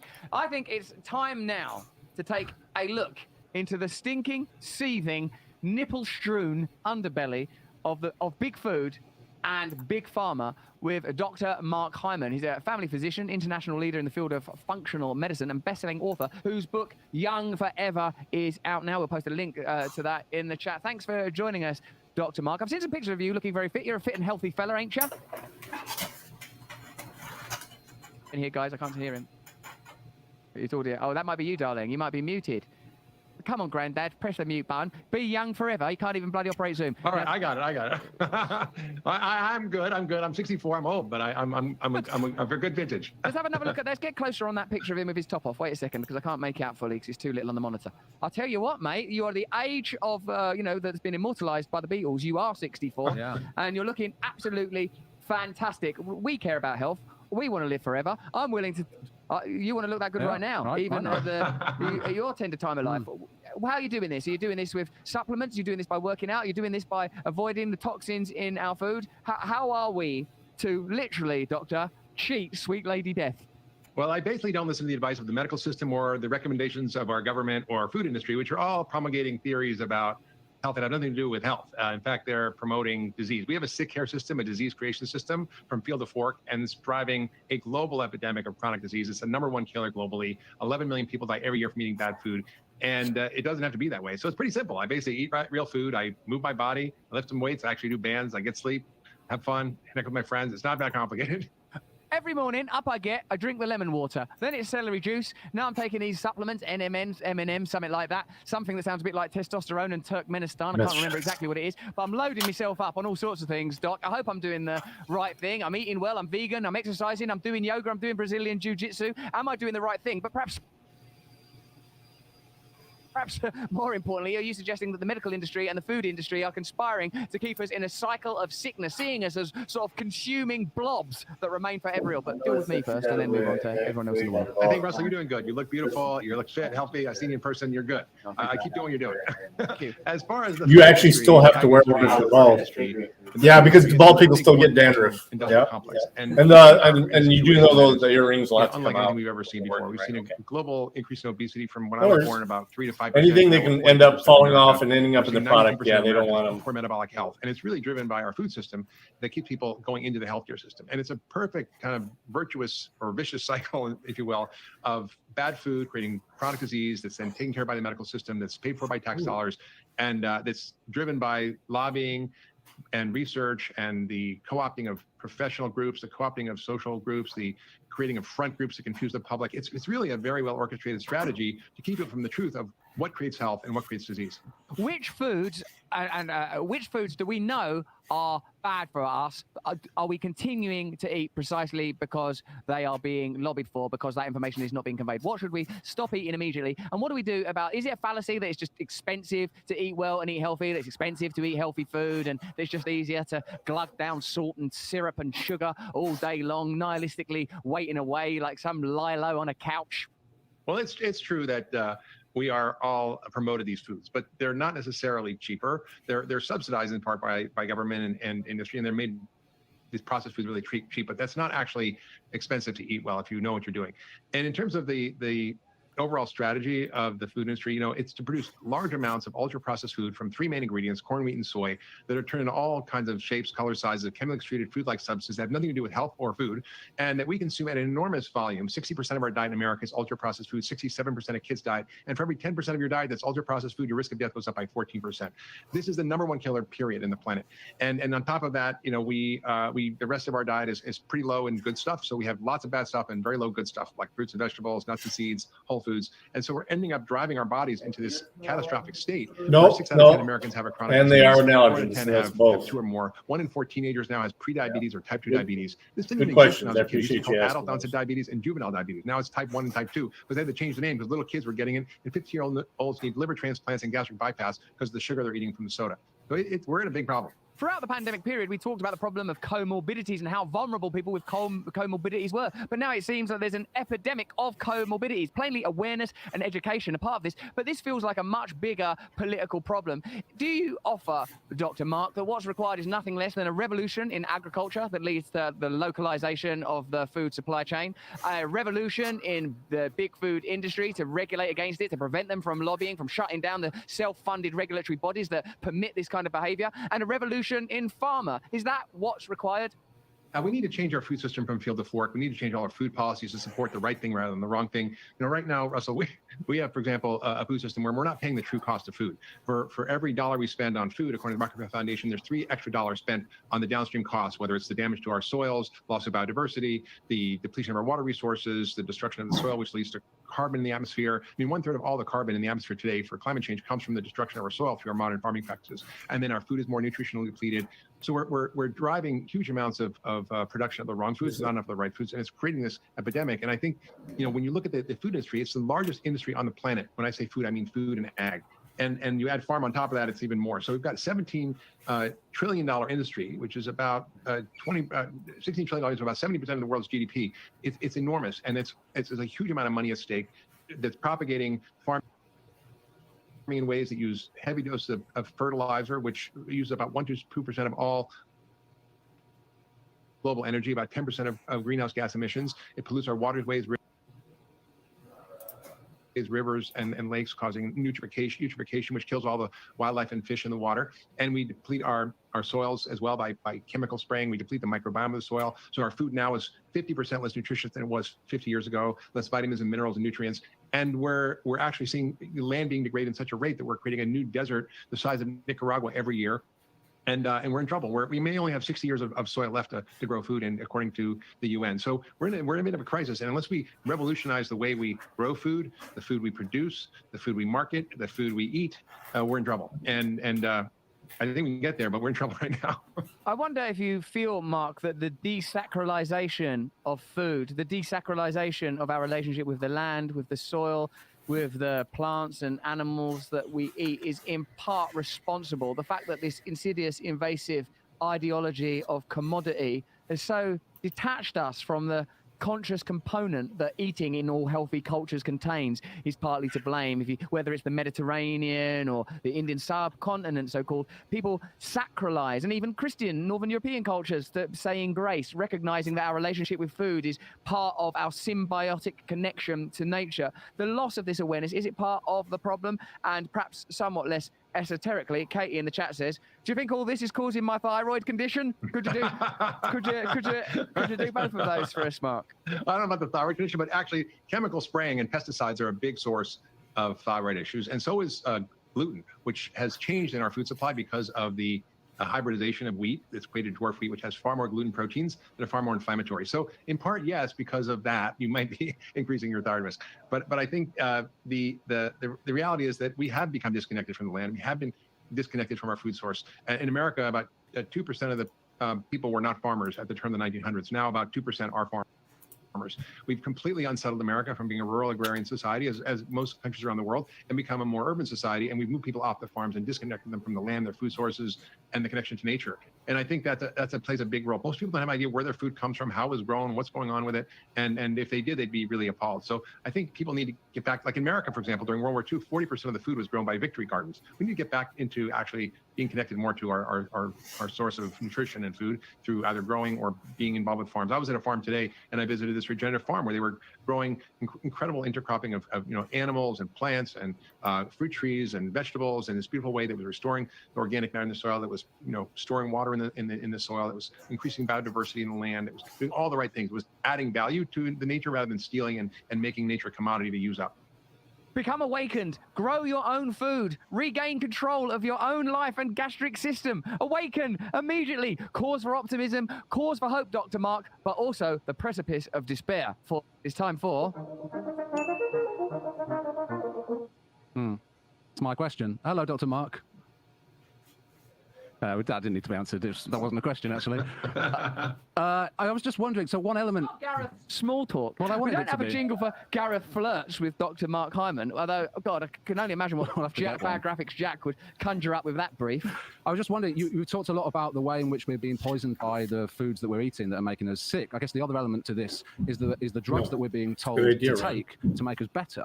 And when we have a situation where drug studies are sponsored by drug companies and the FDA is funded by the pharmaceutical companies that it's meant to regulate, are we? Where it says training. I guess, you know, and obviously this has been raised a lot during the pandemic. But the drugs that we're being told to take to lessen the issues of the things that are making us sick aren't the things that we should be taking. That there are drugs that we shouldn't be taking at all. The data sheets are in the different break drugs room, that we so you should be taking can access that would them be more easily. effective.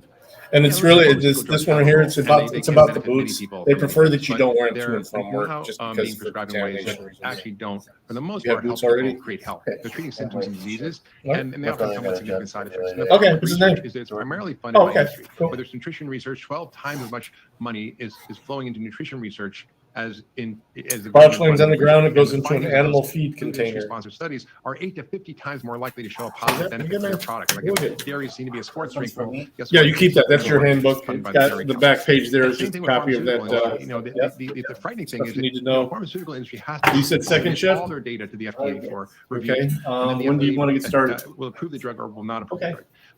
But they don't have to Tomorrow's publish all the data. 22nd. So they just publish the positive data that they kind of twist and contort and adjust and make statistical manipulations to make it seem good.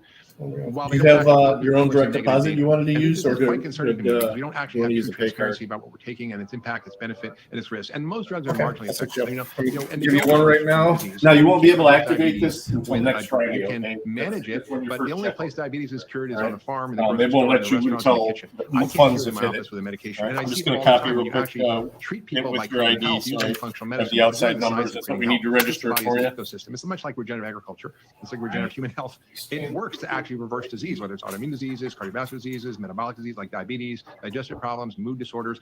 And where medication is important, but it's not the solution for most of the problems people have.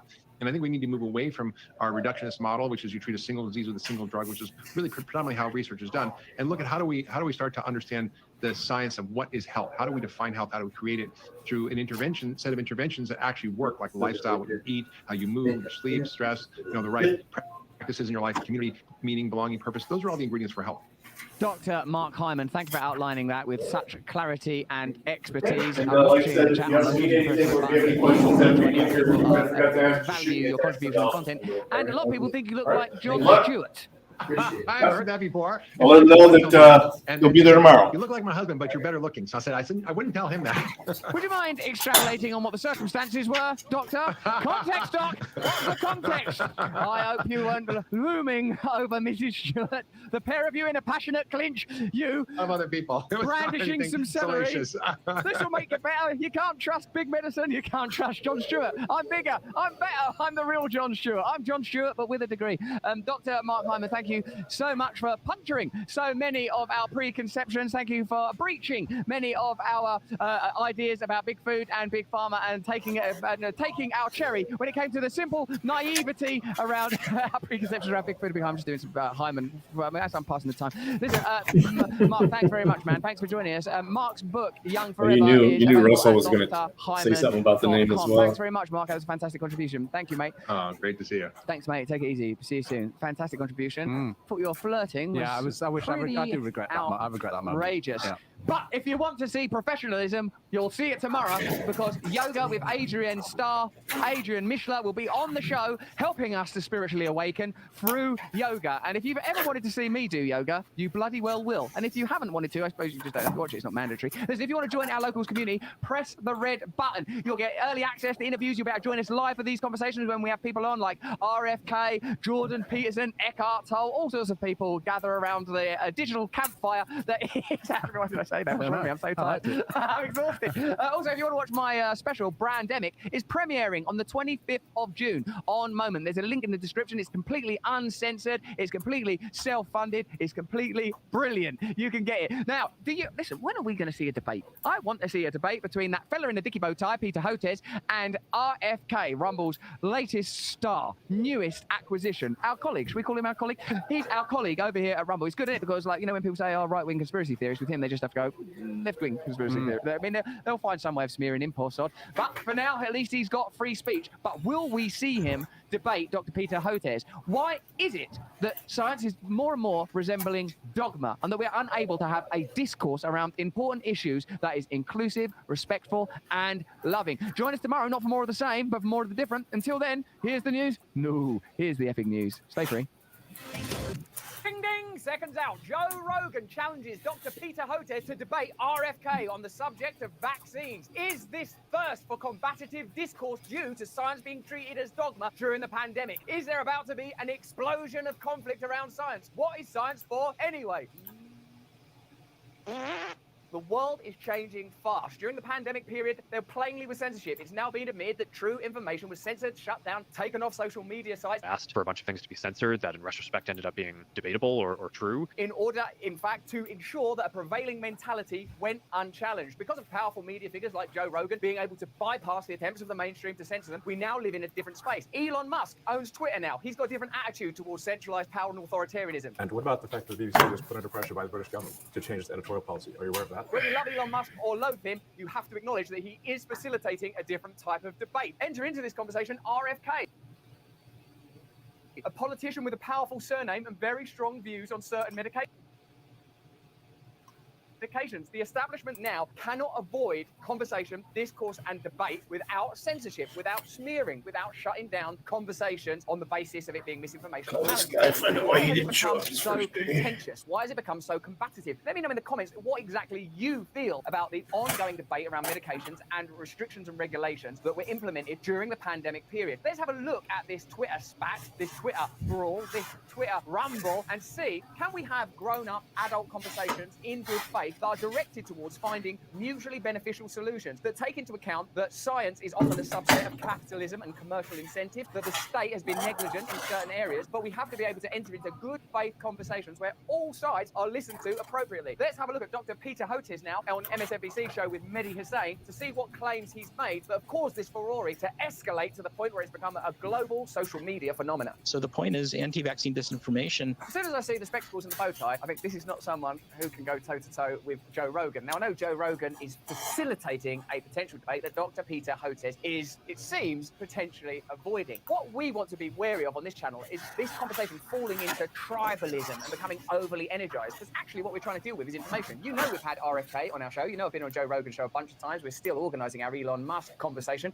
and I'm friendly with Mehdi Hussein. So many of the people involved in this I'm familiar with, friendly with. What we're keen to support is the possibility of a conversation about the efficacy of medication, the mainstream media's appetite for censorship, the possibility that the pharmaceutical industry needs to be radically regulated in a new way, and that the mainstream media needs to responsibly report on all sides of the conversation. He, Dr. Peter Hotez, he's just another human being. He's not the living totem pole of the system's desire to vaccinate. I'm sure he's got very particular perspectives. I understand that maybe he's got an autistic kid, has he? I mean, you've got to be kind of sympathetic towards him on that basis. Doesn't he advocate for vaccines being available without patent in territories where they aren't being overly commercialized and they're not unduly profitable? We don't need to get into a situation where we victimize any individual, although culturally, I guess it's pretty obvious that I've more in common with RFK and Elon Musk when it comes to this particular issue. But what's more important than those kind of affiliations and that kind of natural affinity is good faith conversation. Where we have to get to is the point where you sort of calmly, patiently listen to people that you disagree with and then present your perspective on the situation. What is assumed at the moment is we live in a system where both sides want to seize control and annihilate the other side, whether that's the Democrats and Republicans in American politics, even though both sides are owned by the same corporate interests. And even around this vaccine debate, I think a lot of people feel they were shut down during the pandemic period. Like those of us that were like, whoa, are we get a bit carried away here? Isn't this like an opportunity to profit and an opportunity to regulate? There was all sorts of conversations that weren't talked about. What about natural immunity? What about vitamin D? Shouldn't we be eating well and doing exercise? And Joe Rogan was carrying a lot of those messages as a result of conversations with experts. So I imagine he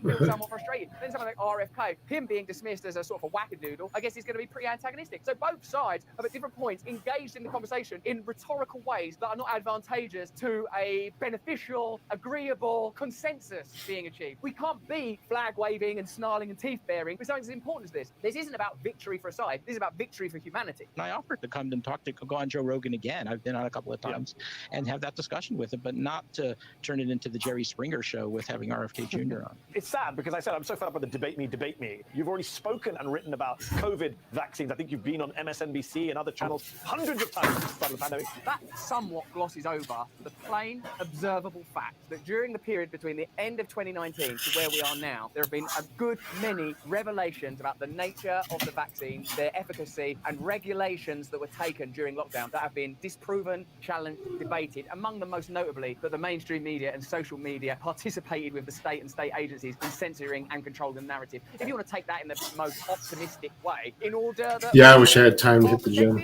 Kept safe. But, you know, if you're a person that doubts the motives of the state and corporations, the whole thing becomes a little more complex. You guys know how much I work. To see many Hussein say, look, let's be honest, since the beginning of the pandemic, it's become pretty clear that many things that were said on this very channel were not true. And the We're going to listen to something that Anna's going to like after this. It's something that pertains to me specifically, so I really want to listen to it. Everyone just doubles down on It's a little bit slower. You never hear these. It's not talking nearly as fast as this young man. Ivermectin is a horse paste. That discredited us. We look foolish because of that. We shouldn't have done that. We shouldn't have made claims about the vaccine that were not proven and have subsequently been disproven. We shouldn't have done that. We should have acknowledged that it wasn't true. We should be open about looking at the negative impact of lockdown. We shouldn't have had Don Lemon say, yes, we should shame the unvaccinated until you get a clear mea culpa. That's what tribalism and oppositionism leads to. A kind of aggressive, testosterone-fueled judgment when what might be better is a little yielding open-mindedness and observation of what the actual target, what the actual intentions are. And I would say, I don't know if you've agreed to debate or not. My advice is not to. And people might find that surprising because I wrote a book about debate.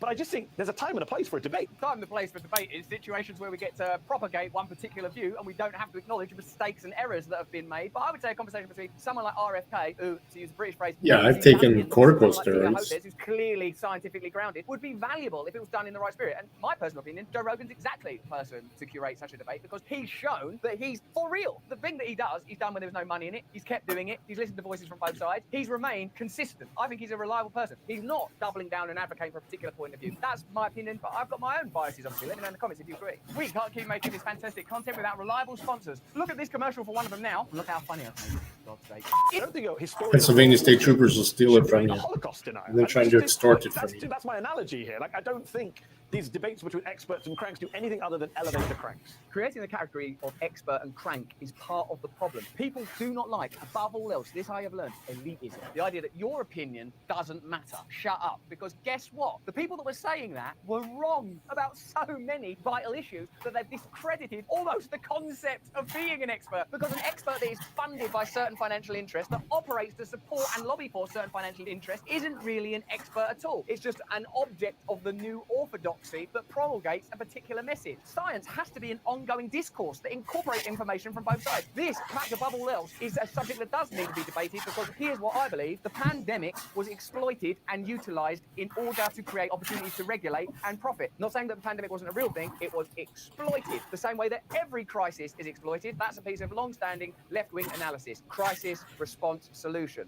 But in science, we don't typically do debates. What we do is we write scientific papers, we present our findings in front of a critical audience of our peers to solicit their input and suggestions. But one doesn't typically debate science. What type of science are we talking about when Pfizer lobbied to have the information not revealed for 75 years? What kind of science do you have when increasingly people think that this virus emerged from a scientific laboratory in Wuhan that was funded by scientific interests in the United States of America? Science itself, of course, means the analysis of data through experimentation and verification. It's not the meaning of the word science that's being debated, it's the authenticity of the type of science that's been deployed in the last few years to legitimize authoritarianism and profiteering. Let me know in the comments if you agree. Maybe the one-off discussion of evolution versus creationism and that sort of thing, but that's not what we do in science. Even there, what's being doubled down on is a kind of materialistic worldview that has in it the exact elitism that people are getting sick of. That's why debate and conversation is important. Only the studies that are funded are getting done. The way that the information is presented is often dubious. Sometimes trials are carried out numerous times. And the FDA, for example, the regulatory body Sorry, of the guys, I pharmaceutical screwed up industry in the something United States here. is I'm funded gonna to fix the tune of 75% at least by those pharmaceutical companies. So to suggest that science is a catch-all way of denying corruption or potential opposition is exactly the same way that the church 500 years ago would have said, yeah, but God says it's wrong. It's just the use of an authoritarian symbol to shut down debate. And that is literally the problem. Dr. Peter Hotez, the Dean of the National School of Tropical Medicine at Baylor College of Medicine, told MSNBC's Mehdi Hassan that he'd been the target of an overwhelming harassment campaign since the tres hombres of RFK Jr., Joe Rogan and Elon Musk ganged up to pressure him into a live debate over the safety and efficacy of COVID-19 vaccines. Dr. Hotez said the attacks from the anti-vaccine lobby included physical stalking and incessant threatening emails. If you want to talk about an anti-vaccine lobby, do you also want to talk about a vaccine lobby? If you want to talk about bullying, do you want to talk about Don Lemon's rhetoric around shaming or the ivermectin horse paste debacle on CNN? It's okay to say stuff like that, to make those kind of accusations. There's no doubt that Joe Rogan is a powerful individual personally and now culturally, and the same could be said of Elon Musk and RFK in various ways also. But to delegitimize their request for a debate on the basis of bullying and lobbying without acknowledging the bullying and No, lobbying that number's one of the key accurate. problems that define the Unless pandemic I period I typed it in my main wrong. point is, imagine yourself on the other side of the argument. Think about the thing you believe. It's like not a you're federal what number. side I'm on culturally and ideologically and just through affinity, affiliation, and personal history. What I'm trying Colorado to think State. is Dr. Peter Hotez is a human being. I'm trying Is to that the think wrong everyone number? is just like me, trying to do their best in the world. These like nitpicky, contentious issues have to be approached open-heartedly. How are we going to get somewhere? And I don't believe that the mainstream media, the pharmaceutical industry, big tech, and the state, particularly with its globalist tendencies, has behaved in a good faith way in the last few years. I think the intention has been opportunistic regulation and opportunistic profiteering. And that has to be confronted, and having a conversation about that is a perfectly good way to air those issues. The stuff online is just total wackadoodle. And let's face it, when you have RFK Jr. and Joe Rogan and Elon Musk all tag teaming those tres hombres at the same time, he told MSNBC, that probably includes just about every follower on Twitter, so it's pretty overwhelming. But it was also pretty overwhelming when the FBI was censoring information that was true. It was pretty overwhelming when Joe Rogan was subject to an all-pervading media attack because he said, I got better in 3 days. It was literally an immersive experience. Information was censored, discredited, called conspiracy theories. So it's extraordinary, actually, to see these type of arguments advanced at this time. What they're advancing now is what they should have considered then. Are we being bullying? Are we just responding to lobbying? Are we shutting down conversation? Are we victimizing individuals, shaming them even when we should be listening? Let me know. Yeah, let's respond. The began after Dr. Hotez shared a Vice article that debunked the orgy of unchecked vaccine misinformation by RFK Jr. and Rogan. Yeah, the next one we're going to talk about is going to be a bit about that as well. It's not like it was an unsolicited attack. He went, this is bunk and hokum and nonsense. Here's a rebuttal. On Saturday, Rogan challenged the world-renowned vaccine expert to debate COVID vaccines with RFK Jr. Peter, if you claim what RFK Jr. is saying is misinformation, I'm offering you $100,000 to the charity of your choice if you're willing to debate him on my show with no time limit, he tweeted. Hotez replied he was prepared to come on Rogan podcast to have a meaningful discussion. Some people say there was another tweet that was deleted before eventually saying he would join. So, like, even this piece of text that we're using is biased. Look, Mr. Musk then joined in on the pylon, right? So this is framing the information in a particular way. He's afraid of public debate because he knows he's wrong. I don't know, man. You can say that's joining a pylon. Have there been pylons during the pandemic period? Have there been people that have been condemned and criticized? There has to be principle and values. There have to be.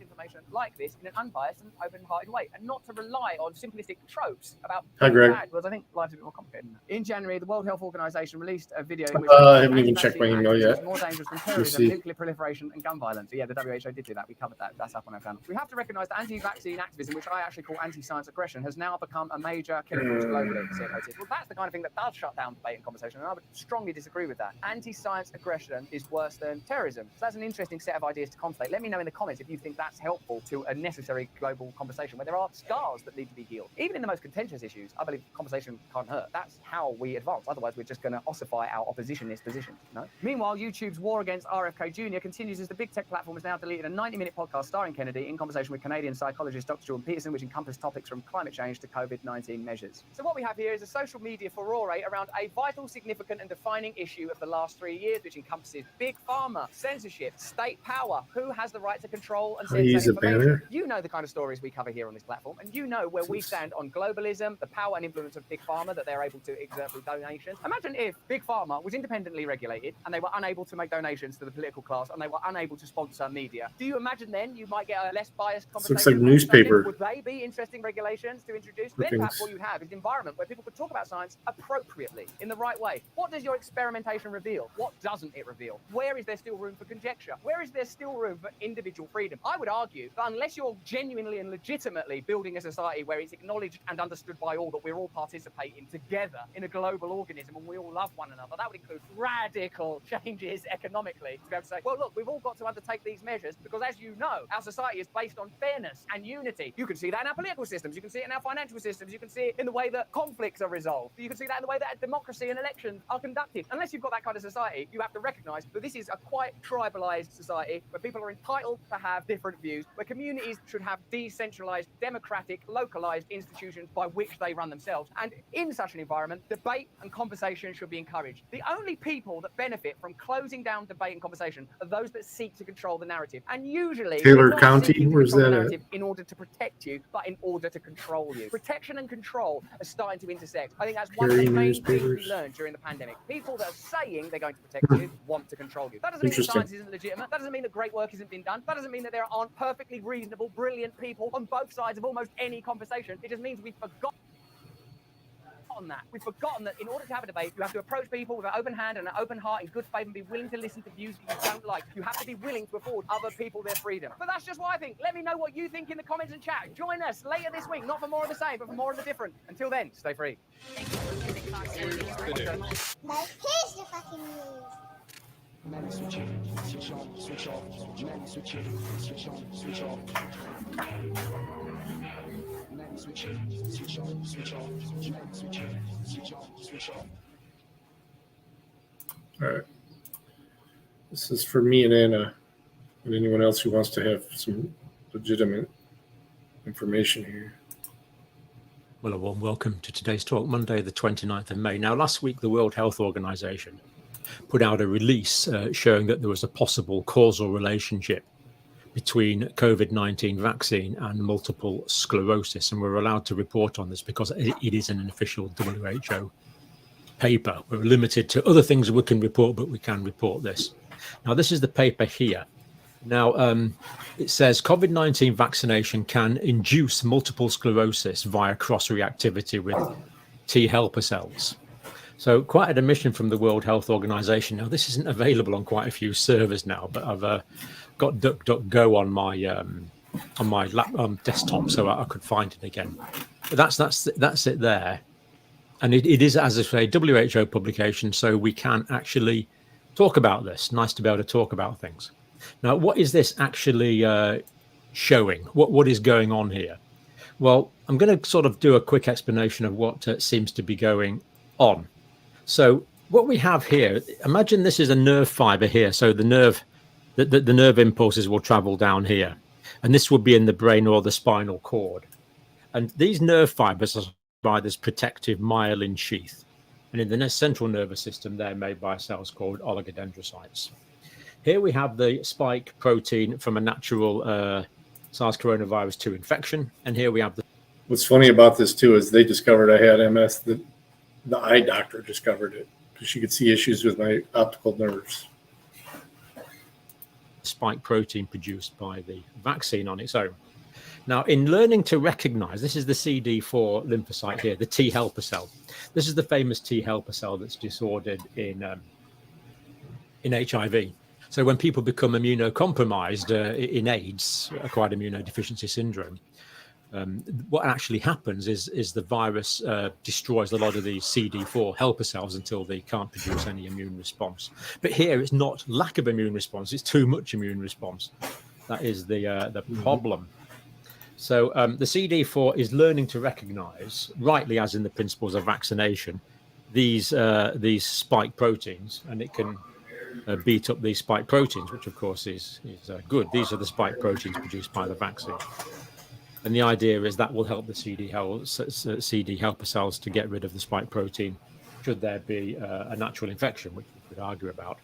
But the point is the same sort of chemical profile that we're finding on the surface of the spike protein molecules there, we're finding very similar proteins on the surface of the, or there are very similar proteins on the surface of the myelin sheath.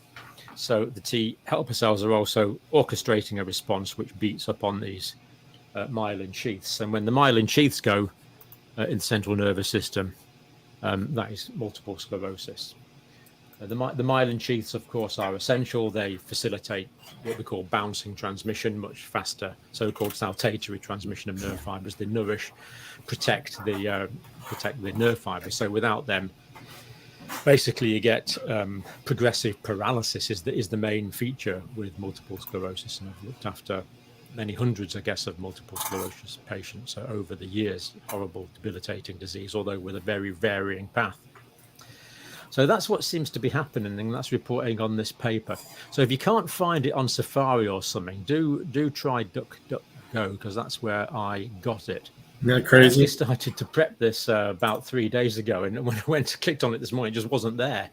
You know, one of those can't find it sort of make messages. Anyway, let's look at it in a little more detail now, because it's a pretty significant paper. And it's not only showing what this particular autoimmune reaction is to multiple sclerosis, but is there other autoimmune reactions? Well, the one I'm allowed to talk about is this one, because it's a WHO publication. You get the impression it's probably been taken down from some other servers. But, hey, what do I know? Now, this is the paper here. COVID-19 vaccination can induce. Now, this is the WHO. So, can induce multiple sclerosis via cross-reactive T helper CD4 cells, recognizing SARS coronavirus 2 spike protein, and as we've said, myelin. It's essential myelin that protects the cells in the central nervous system. Now, the article goes on. Both natural infection and mRNA-based vaccinations can be accompanied by transient autoimmune phenomena. Now, this is pretty significant in itself, because here we have the WHO actually admitting that SARS coronavirus 2 vaccines can cause autoimmune phenomena. This is actually a pretty big breakthrough. Let's hope this paper stays up, because it really is quite a groundbreaking piece. And I am live from the WHO website now via DuckDuckGo. Can't remember the search engine now, but it's DuckDuckGo anyway. Do let me know if you find it on other search engines, because I've had difficulty. So onset of autoimmune disease confirmed by the World Health Organization. Now here we have a test case of 2 multiple sclerosis patients with clinical signs and new radiological signs. Now what this means is radiological signs is the if you do MRI of the brain and the spinal cord, it's very obvious when you see multiple sclerosis, because you have these multiple patches. In the old days, multiple sclerosis used to be called disseminated sclerosis, because you get patches in different parts of the body, hence the different symptoms in different parts of the body from different lesions in the brain and spinal cord. But we now call it multiple sclerosis. Now they're saying it's a temporal relationship to the spike protein vaccine. In other words, the vaccine came first and the multiple sclerosis came second. Does this mean there's an automatic causal correlation? No, it doesn't. But we go back to the title of the paper. COVID-19 vaccination can induce multiple sclerosis. So the very title of the paper is indicating that there is a causal relationship. At least that's the way I read the title of that paper. How long it will be there for, of course, is a different matter. The aim of the study, the onset of multiple sclerosis in 2 cases, very likely, so they're saying very likely caused by the CD helper cells that cross-recognize SARS coronavirus 2 spike protein from myelin proteins. Now, spike-specific T helper cells from peripheral, so they found these cells in peripheral blood, and they found them in the cerebrospinal fluid. Most of you probably know the cerebrospinal fluid is the fluid that surrounds the brain and the spinal cord. All the central nervous systems in this cerebrospinal fluid as a shock absorber, but it's also immunologically very important as well. And they underwent autoantigen screening. Now, an autoantigen is part of you. It's part of you. It's endogenous. but it stimulates the production of autoantibodies. So it's when one of your own proteins stimulates antibodies to beat up on your own proteins, which of course is the essence of autoimmune disease, and that is what is happening in this case, according to the WHO circular, which is still there. So they looked up a list of well-known autoantigens in multiple sclerosis. These people knew what to look for. The results: self-reactive T cells were detected from spike-specific T cell populations. So yes, the vaccine in that sense worked. It stimulated the T helper cells, but also showed reactivity against various proteins. Now, this MBP, we'll look at in a minute. The MOG is the myelin oligodendrocyte protein. It just says Cleveland. That was kind of weird. This is the central nervous system. Here's the myelin sheath. Oh, I appreciate and in the that. central nervous All right. system, this myelin sheath is produced by the oligodendrocytes or the oligodendroglial cells. So it's a protein that's specific to these morning, cells well, Ann Arbor, that so are probably producing this myelin sheath, the oligodendrocytes. So these are specific myelin-related proteins. Now, I'm just going to give a quick, this is papers in parentheses here, but this is just to give some insight. This is about multiple sclerosis and myelin-based proteins. Myelin-based protein, so this MBP that they found the cross-reactivity to, one of the ones. So there's cross-reactivity between the myelin oligodendrocyte glycoprotein and the spike protein. And there's also cross-reactivity between this myelin-based protein here. It's a central nervous system protein in the myelin. As MBP has long been studied as a factor in the pathogenesis and the beginning of the autoimmune neurodegenerative disease, multiple sclerosis. So this is not new science. Right, it's not new science. But I was in a clinical trial for MS where it has removed me from having to take any of the high-cost medications that I had to do. And it's been pretty successful so far. And the only thing about all of that is that my follow-up went by the wayside during COVID, of course, because it's through the VA at U of M hospital. That was them just finally wanting to do an updated CAT scan on me to make sure that none of the brain lesions or anything like that have increased in size or anything. So finally see that things are waking back up with that. But knocking on wood, no severe symptoms since the procedure that I had done. Science. This is well established. It is the cross-reactivity with the antibodies produced from the vaccine that is new. And multiple sclerosis is from time to time brain central fog, nervous but system I could probably inflammation, relate that to demyelination, the weeds. as we said, progressive paralysis. So getting back to the paper, finally we found pro-inflammatory T cell clones. So in other words, the T cells were involved as well. Now, the T cell involved here just seems to be the T helper cells. Whether other ones were involved, we're not told. But anyway, these pro-inflammatory T cell clones, like the CD helper cell, the CD4 cell, they recognize spike protein and the immunodominant myelin-based proteins. In other words, they're beating up on the myelin sheath as well as the spike protein. And as we said, myelin oligodendrocyte glycoprotein peptides, which have previously been implicated in sclerosis. Their conclusion: detailed studies of both peripheral blood and cerebrospinal fluid derived CD4 plus T cells, that's the CD4 helper cells, the T helper lymphocytes, shows that the onset of multiple sclerosis in these two very likely caused by the T helper cells, clones, the population of these cells that are developed. The cross-recognized SARS coronavirus 2 spike protein, derived peptides, and peptides derived from myelin proteins. In other words, it's beating up on the same, similar structures, similar molecular structures in both of these areas.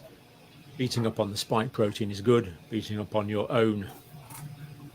Yeah, and this is what I mean. It's virtually. I mean, I'm always cautious, but it's virtually cured me pretty much. I don't have to take the medications that they were making me take. That was, if the VA wasn't helping me, it would have been ridiculous. But I'm just wondering why this hasn't become available, because the clinical trial was very successful. I know a few of the other people that were involved. I found out afterwards. I didn't know during the study, but they're doing just as well. Myelin in the central nervous system is potentially disastrous. So I think we'll actually leave that there. There's more. I'll tell you. No, we'll go on for a bit more. There's always more. There's always more to say. But you've got the main effort. So that's just part of the text I was working on before I found the new DuckDuckGo site. Now, posts misrepresent research on multiple sclerosis found by 2 WHO databases. Now, the fact checkers have helpfully waded in on this, and quite a few fact checkers. It's obviously put the wind up them a bit. Very good of these fact checkers to tell us what's going on, so we don't need to bother thinking for ourselves, but I think we'll pass on it because I think we do like to think for ourselves. Now, this is a bit alarming because this is not new. Now, this is a paper here. This is another paper. New diagnosis of multiple sclerosis in settings of mRNA COVID vaccine exposure. This is published in January 2022. So this is based on data collected in 2021. Why wasn't this highlighted at the time? Why wasn't it highlighted at the time? Multiple sclerosis with onset in the settings of acute SARS coronavirus 2 virus infected people has been reported. So yes, it's possible after. Hello, Dante. And hey, this is Norm with Impact. I don't know why I forgot, but I never got you on the computer to do some of the been 3 reports of newly diagnosed. What I've done though is I've went ahead and sent it to your email vaccines. As well. So there's links for those as well. Yeah, and I did never get that text. So if you could try to resend the association cannot be determined to be causal, of course. All right. Yeah, but when you get a chance, go into your email. It's the iCloud email, I believe. And go ahead and take care of those tax forms as well. If not, we'll have to have you do it here. Okay. We reported a series of 5 cases of newly diagnosed multiple sclerosis following recent exposure of mRNA COVID vaccines. On the phone. Now, this bit's a bit concerning. Latency from vaccination to initial presentation varied. Neurological manifestations in the clinical course appear to be typical for MS. So the time between people getting vaccinated and developing the features of multiple sclerosis varied. There was latency. How long could this latency be? We don't know. In these cases, it was fairly short because, of course, the vaccines only started in 2021. So these must have been within the course of a year. Are there more to come? We don't know that. Or at least we haven't been told that. Probably some information around somewhere.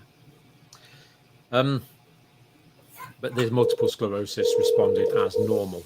So their conclusion was acute neurological deficits in the settings of recent mRNA COVID vaccination and administration may represent new onset multiple sclerosis. So we knew that in 2022. And yet... Hello, I just missed a call from this number. Changed. Oh, I'm sorry. Incredible. I know. Why weren't we warned of these risks? That's okay. I just I didn't recognize it, but it was from out of state, so I thought, oh man, this could be important. It was just a missed out. Any meaningful findings? Right, now just a couple of quick things. Hello. This is a petition. If you're in the UK, you can sign this petition here. Sorry, but we're concerned about the new WHO amendments. Are you sorry that you called me by accident, or are you sorry that kick in just a few months? You're about to hang up know about that have been kept quiet. So if you click on that, if you're in the UK, you can sign that petition. And when we get to 100,000 signatures, there has to be a parliamentary debate, albeit a fairly small one, but there has to be something. Let's get up to 100,000 and stop this. She's scared. New international health. I'm sorry. Things. That was one of you guys at first. World Health Organization. Or at least not stop them. Let's have a parliamentary debate rather than rubber stamping it. And the other thing, I'll put a link in the description as well, but I've started a Substack as well. Don't know how much time I'll have to put on things, but you can put I'll put some quite detailed physiology and pathophysiology on there, and, as well as more news-related items. So there we go. World Health Organization, quite surprising, really. COVID-19 vaccinations can induce multiple sclerosis from the WHO itself. And I can tell you about this one because it is an official WHO site. Let's hope the WHO publish more so I'm free to discuss more pathology.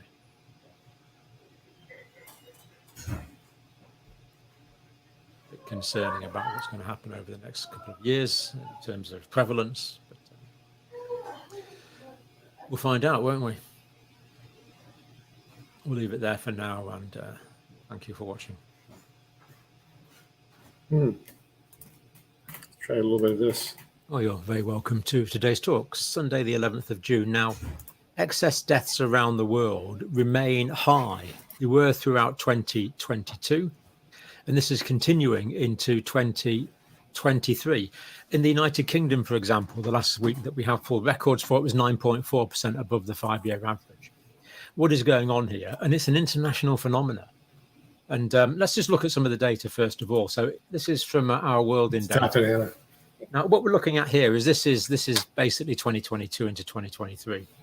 And we can see that that's zero. So that's where we would expect the lines to be. But we've noticed for these countries, New Zealand, South Korea, Hong Kong, Canada, United Kingdom, Australia, Germany, Netherlands, United States, France, and Denmark, they are all well above the line. Deaths in all these countries throughout 2022 and 2023, for the most part, and the average is certainly way above. Yes, you got the odd one dipping below for a period of time, but the average is well above. Now, let's just break that down into individual countries, and we'll see that this is a real international trend. You know, it's a pity we don't have an organization that's responsible for global health, because if they did, they'd be absolutely bouncing up and down about this and saying, what is killing our people? Let's get to the bottom of this. It's just gone on for too long. It really has. We're hoping it's been going down, but it hasn't. Let's look at some individual countries here. So here we start off with the excess deaths for Australia. Now that's the 10% excess deaths line there. So we can see that deaths in Australia have been well above, and sometimes 20% above average, all throughout basically 2022. They dipped down to about average there. Really quite a lot of excess deaths in Australia. This is Canada. That's the plus 10% line there, so fairly similar. We would expect the line to be actually way down here at the 0% line, but it's not. It's above all of the time. Ongoing excess deaths in Canada. How much more plainly can you put it? Netherlands, that's 0% there. Now, they did dip down a little below the average, but the average is well above the average for most of the time in Netherlands. So what is going on in Netherlands? New Zealand, again, this is plus 5%. So New Zealand has been well above average, again, for since January 2022 all the way through that we have figures for up to May the 21st, 2023. It remains high. Why is there no international outcry about this? Am I missing something here? I just don't understand this. It's like an international deafening silence on this. New Zealand, Ireland also same. So Ireland, that's the 0 line there. So yeah, it's been dipped below a couple of times, but again, we see the average way above average. The area under the graph here is way more than the area under the graph below the line. This is the United Kingdom, again, 0% line there. And we've been above the average for weeks now, for getting on for 18 months now. Trying to become as self-sufficient as possible. United States. Now, again, notice that this line here starts at 5%. So the United States has not dropped below a 5% excess mortality rate and has gone up to well over 20% for quite a bit of the time. Again, where is the outcry about this? What is happening here? because this is happening to all of these countries all at the same time, you would suspect that there might be a common cause of this. Why isn't there research being done on this? Why hasn't this been publicized on mainstream media? Why isn't there an organization for World Health that's investigating this and saying, just a minute, what is killing our people? Absolutely incredible. I wish we could discuss more. I really do wish we could discuss more. But anyway, let's look at the United Kingdom as a particular example. Now, in the UK here, we have Office for National Statistics, which data is as good as we've got. I mean, it's not perfect, but weekend in the 26th of May, this is death certificates. 11,111 deaths registered in England and Wales. 262 mentioned novel coronavirus, 2.4% of all deaths. Of course, not all of those died from novel coronavirus. And these were in people with other risk factors for the vast majority of cases. Of the 226 deaths involving coronavirus, 65% basically had this recorded as the underlying cause. But again, these were mostly older, much older people who tend to die more commonly anyway, and people with significant comorbidities. So I've talked to some GPs about that figure actually, and I'll come on to that in a minute. They're not quite sure where this came from. It's Office for National Statistics data, so we have to stick with it. Number of deaths above the 5-year average. This is for England and Wales. Private homes, 17.3% above.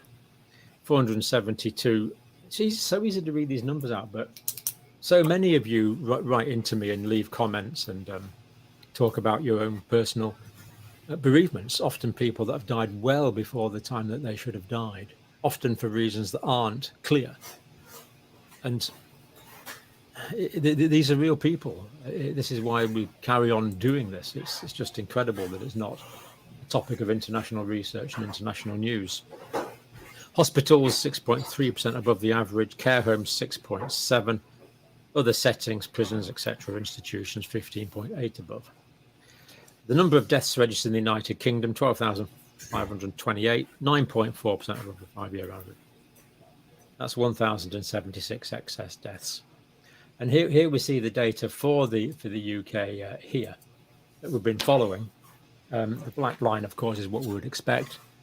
The blue is COVID deaths. The green is non-COVID deaths.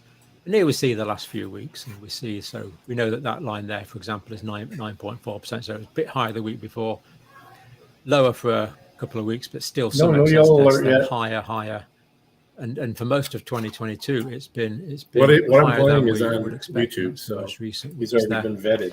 These are older so videos. We just see this ongoing excess deaths in all these modern, sophisticated countries that we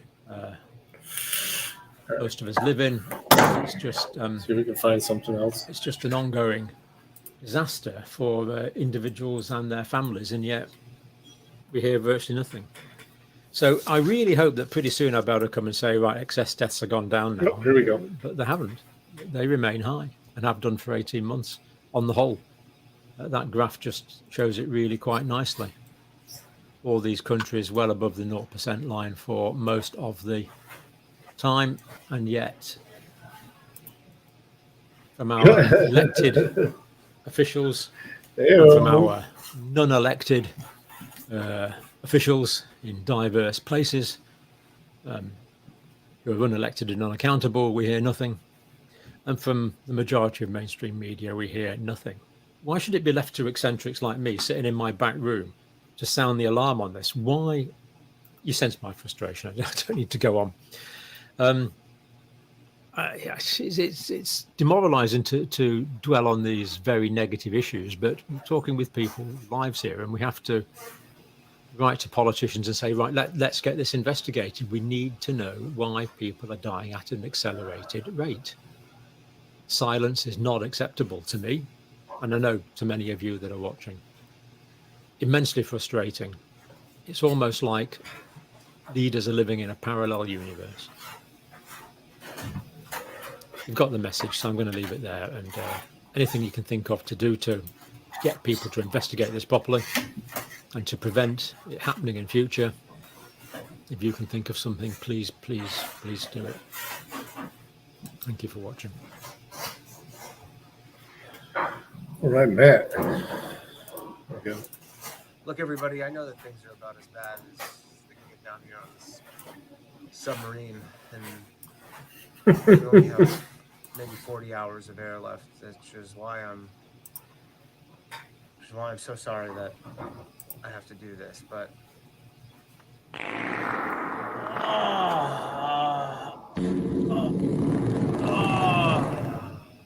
I'm sorry. I only thought we were going to be down here for like 4 or 5 hours. It's been 2 days. I can't hold it. I'm sorry. I'm sorry.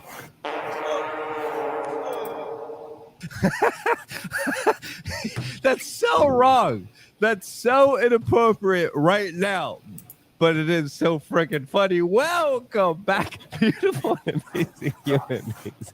My name's Zukranowski here of WeAreChange.org, and we have a lot of absolutely wild and bewildering news to get into today. Yes, we're going to be talking about the submarine. Yes, we're going to be talking about the urban decay, the destruction of America from the inside, some very interesting developments surrounding Elon Musk, Hunter Biden. Lots of things are just absolutely going haywire. Is there even a major admission by BlackRock? Well, we're going to look at that plus a lot Yeah, he more does look a bit all schmitty. here on this independent media organization. If you like the shirt that I'm wearing, you can Yeah, I get got it Oink Oink on ready. thebestpoliticalshirts.com, perfectly representing an unofficial campaign ad for the Biden administration. 4 more years is something I would expect Danny Polishuk to say, as of course his video, his take on what's happening with the submarine right now. Absolutely inappropriate, totally inappropriate, totally wrong, but hilarious. Very bold and brave move by Danny. Definitely go check him out. We are going to be linking his YouTube video down in the description below. And as you could tell, he probably is like me and believes we need a lot more humor during very tragic events, as it's important to laugh in life more than just cry about the craziness happening in our society. All of this as the nation's attention is on a remote-controlled submarine that was being operated by woke crew with a bunch of billionaires on there that have gone missing. This as their oxygen supply is, of course, dwindling, estimated to be just 24 hours, as a possible rescue operation here would be an absolute miracle, which, let's just be honest here, we hope happens. All of this as we're finding out that there was a lot of warnings to the potential extreme danger of this entire mission beforehand that, of course, people didn't listen to. This as we're finding out that the CEO of this company was implementing woke policies, cutting corners, and hiring people that weren't right for the job, but were right for the ESG social credit score that, of course, virtue signaled and highlighted the diversity and woke efforts by this company using a game controller as a way to operate this, quote, submarine. This is the audio from the CEO himself. Yes, I mean, when I started the business, one of the things you'll find, there are other sub-operators out there, but they typically have gentlemen who are ex-military submariners, and you'll see a whole bunch of 50-year-old white guys. I wanted our team to be younger, to be inspirational, and I'm not going to inspire a 16-year-old to go pursue marine technology.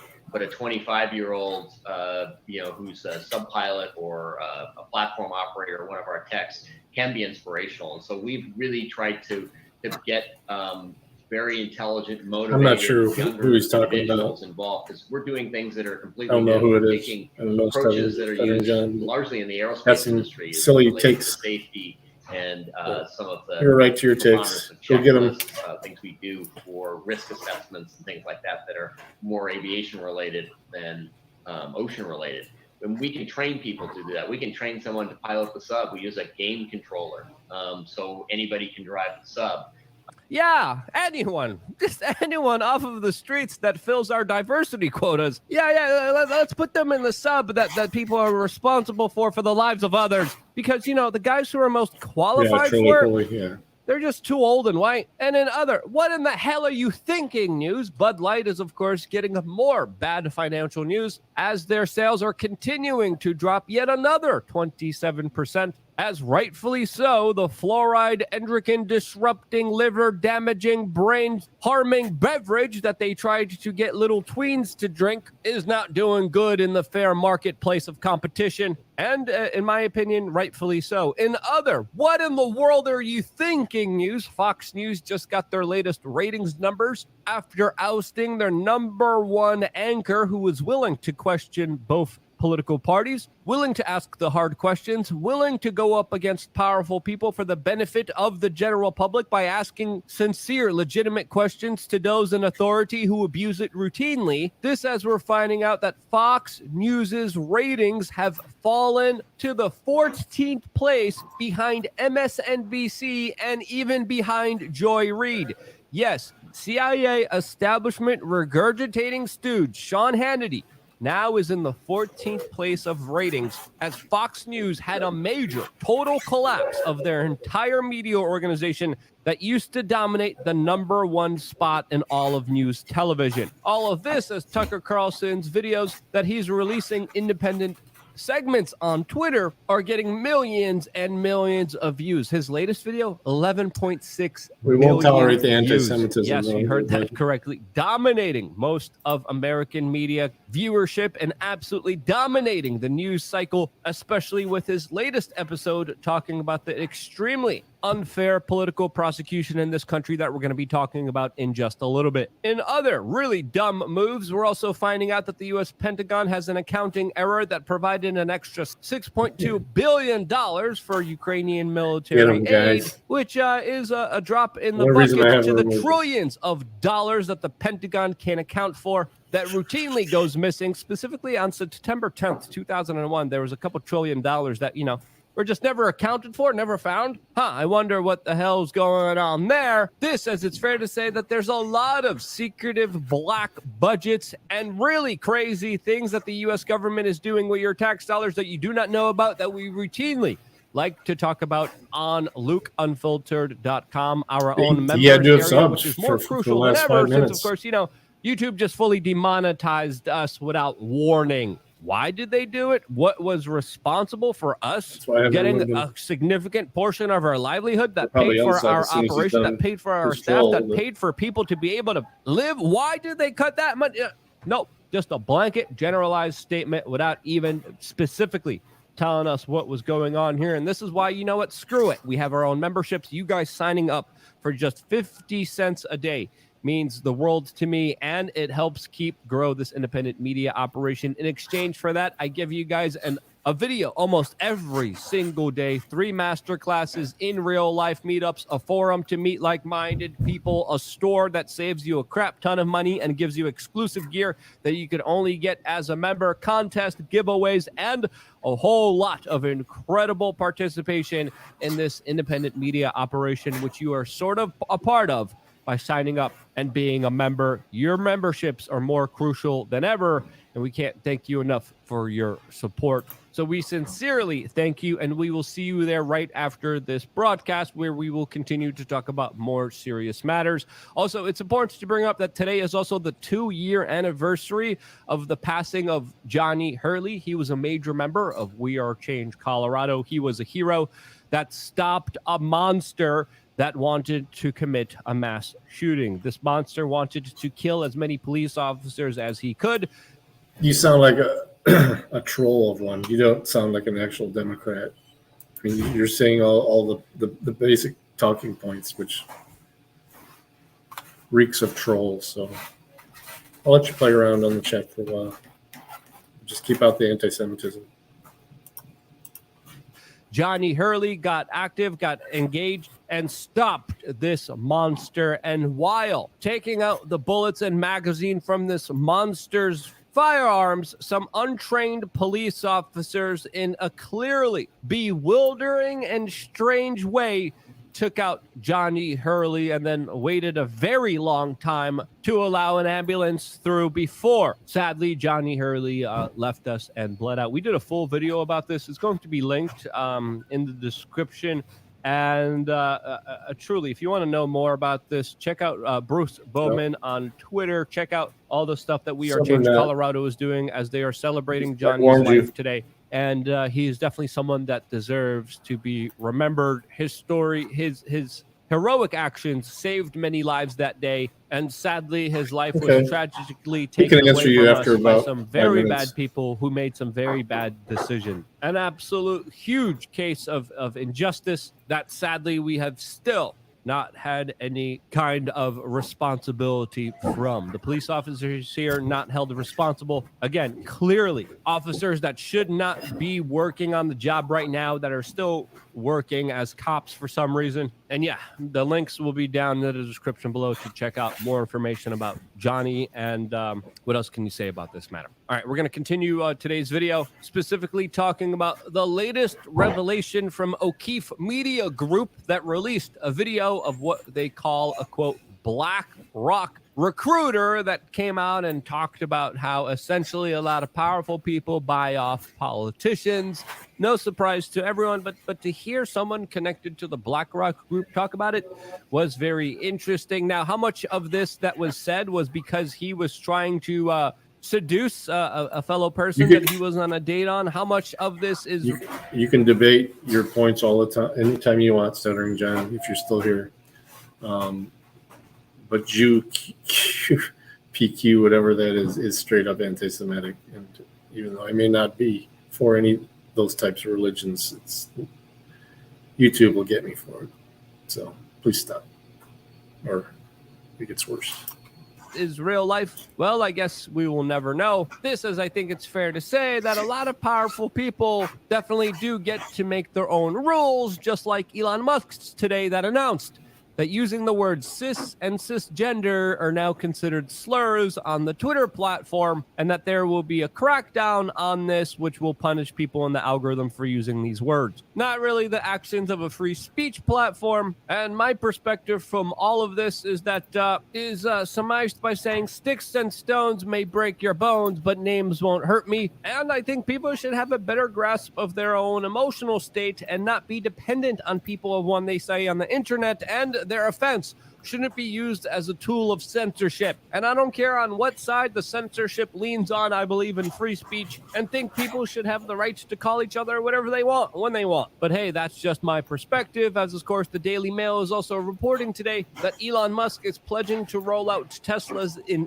India. This after, quote, having bowed to Indian pressure and censored anti-government Twitter links. Impact employment, how can I help Leaving, you? of course, some pertinent questions that I think a lot of people would Yes. want to ask Elon Musk surrounding this entire situation. But hey, Hey, if what's you're up, a Brian? powerful person in this society, you pretty much get to do whatever you want, just like the Biden criminal, corrupted, legacy political Well, it's by family hours, that's and then able it's to, of course, even do after whatever you've they reached the want. hours, it's up to All the of client. this is the DOJ has been So- extremely biased, extremely one-sided against the former president. Okay, well, it of the won't. Then United I guarantee it States, won't be as long even because they're John not going to Durham want to pay. They're is not telling going to Congress want right now that there pay you was the bias increase at the through me, beginning so of the whole Russian it's, collusion scam, yeah, which they'll we are believe now me. officially finding I'm gonna out let you know was as soon not as they true start reaching from out because the they're very going to reach out to beginning, me and which ask me we how many called hours out, you have. and we to consume. rightfully called out that very important but fact it's from the very 500 beginning, hours saying, is hey, what it is. if It you're usually going to takes accuse around the 100 president of the days. United States of collusion with a country, show us the evidence. Show us the information. Show us the documents. I can Show tell us you when you the started. links that are actually there. No, There they wasn't don't. any. They- We all the- called all it the- as bullcrap, and we were attacked by the Washington Post. We were attacked by I YouTube. know We you were haven't, but censored they in many understand different holidays and ways, stuff and like even that. accused of being, quote, Russian agents for simply asking some legitimate questions, which we were right about all along. And while the DOJ goes after Donald Trump, started, they give, April- of course, the president's son a So slap you're just on the just wrist, over about which is just over 60 days. absolutely, totally All right. criminal and No problem. insane. Hey, As keep of course, up the Hunter good work, Biden man. has Hey, committed you a know, lot as of of next crimes. week, We know that have they because posted there's a lot of anything over there photos, there's a about lot of the videos of him attendance bonus committing stuff those to specific start? crimes, and for him not to be held responsible for the serious Have you heard crimes about and it? only to get a slap on the Yeah, wrist, starting only to next get Monday, something akin because to a you've been parking doing so well, I ticket definitely is wanted to tell absolutely you. ridiculous and crazy, Next Monday, and shows every us week that this that you system will is have perfect becoming attendance, more that means no tardies, hyper-partisan no and mistakes. more dangerous for They're everyone, as gonna the add an president extra of the $1 United on it. States just issued this statement when asked Starting on directly Monday. Okay? about the clear conflict of No problem, man. interest Keep when it up the good comes to work. the DOJ prosecution of his family members and the current main political opposition party. So I'd like to ask the press to leave the room. Thank you for coming in.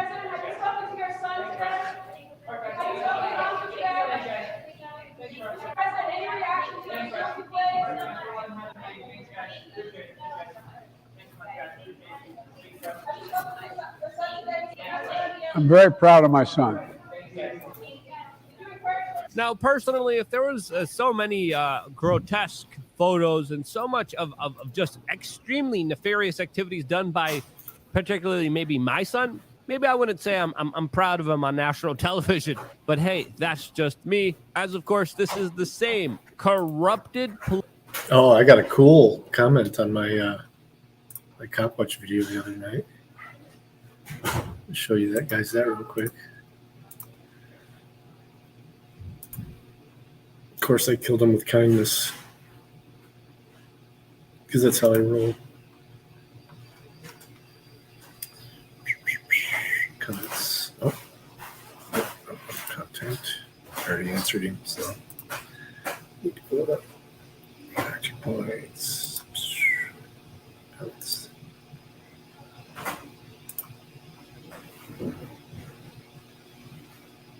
Oh, it's gone. He deleted his comment because I responded. Wait. Oh, no, he didn't.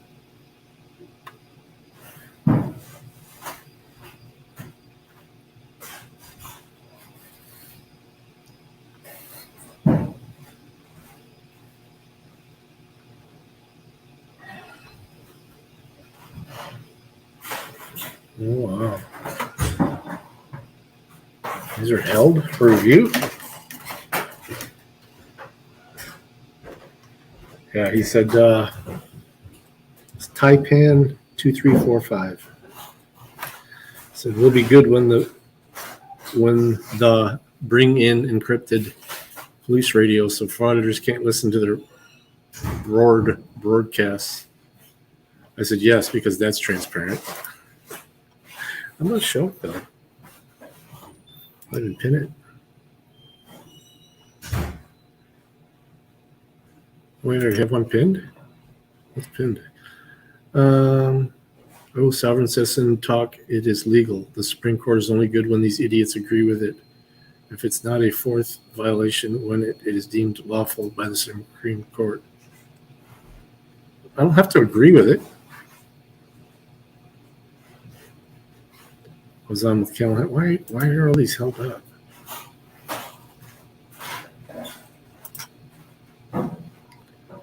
If these things save even one life from these selfish shithead drunk drivers, I support them. Okay. You think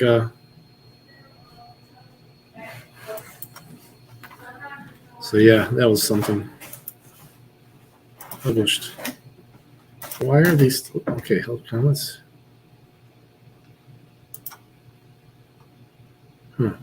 Weird.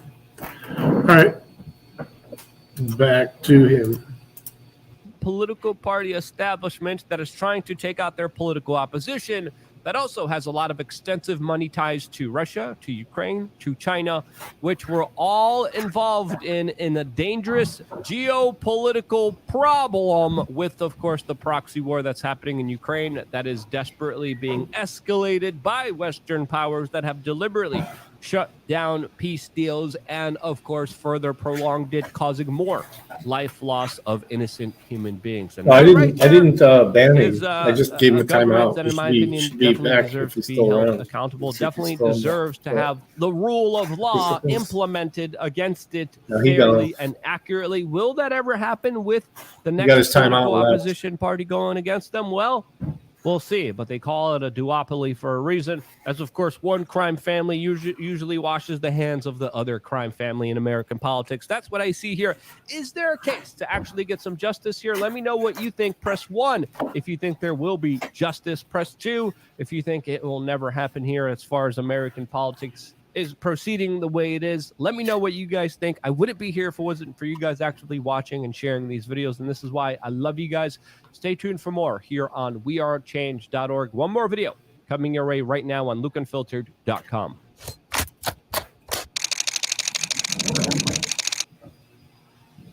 Okay, we're only going to watch a couple more. Oh, Callahan's live. Pop in real quick here. The first 2 warnings. On the third term of service breach, the person will be timed out for 5 minutes. On second time out, we will decide as a family what should happen to said person. We will vote on it as a family, and majority rules. Once that is said and done, that is final.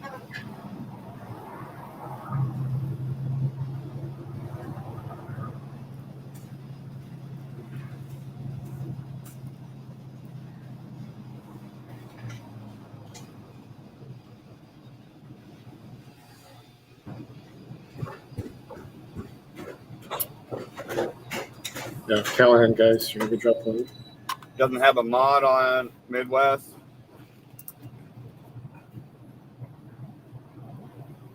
All right, we'll see what we can do about that. Sorry about that, boring. Hey, Ryan Holzinger, welcome in. Doc, how you doing, sir?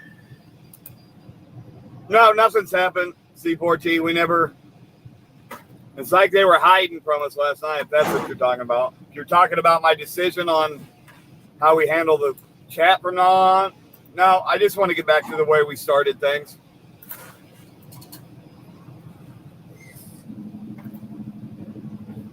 You get 300, you get 300, and you get, everybody gets 300 seconds.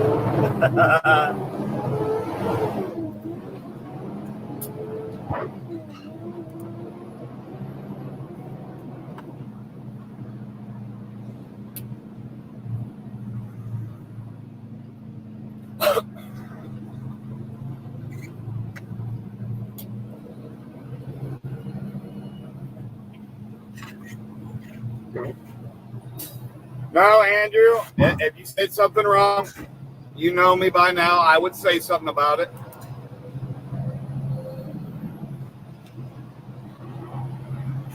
Like I said, I just feel like here on Callahan's, it's gotten away from the way we originally intended it.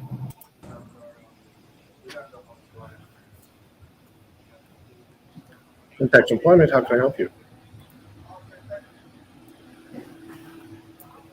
We do. Are you guys just walking by, or you guys are more than welcome to record? But can you guys just do it from the other building just for our safety? Okay, let me see if I can find it. Are you asking? What is your I'm last telling you guys, just for our safety. You're more than welcome to record. Let's just give us some space so we can do our investigation. If just do it on the other side up. Yeah, is there a law backing that up? Yes, there is actually. It's called obstructing government. Okay, so can you guys just do it on that side? Obstructing is threatening to use force Nope, that's what you or using physical force. This was Remember that. back Threatening in to use 2018. force. Oh, yeah. And you were in Toledo. Then. Hey, we're good. Still in Right? Toledo? We're good. Call a supervisor. Okay, cool. As I say, this is going to be our office. All right, super. Yeah, I'm gonna chill right where I'm Well, actually, I have, we're hiring for here in Monroe is Vectrum Foods. Fuck no, we don't. It's basically a packaging line for different food products. I have an office in their mill building here on 10th Street. That's where I do the interviews. We did just get an opening here at the mill building for a sanitation. That's a different kind of than everyone else has worked. No, mainly it's the production area. It's they're 10-hour shifts. So it's a 4-day-a-week job. Those shifts go from 5 a.m. to 3:30 p.m. for first shift, and then second shift is 3:30 p.m. to 2 a.m. Now the sanitation position is a bit different. That's Monday through Friday over here at the mill building, and that's 7 to 3. The base pay for the production is it's 14. Second shift there's $1 differential, so it's 15. Now the sanitation position actually starts at 15 as well. Now not only that though, we also have starting actually Monday a perfect attendance bonus program. 200 covers here, so it adds an extra $1 an hour if you have perfect attendance. I would love to get you going as soon as possible. I would need you to get in here and interview with me, then we can get you started the next day. Would you be available? I'm it'd be a little bit late to get started with it today. Can you come by here tomorrow at 1 p.m.? Right. All right. Do you know where the office is?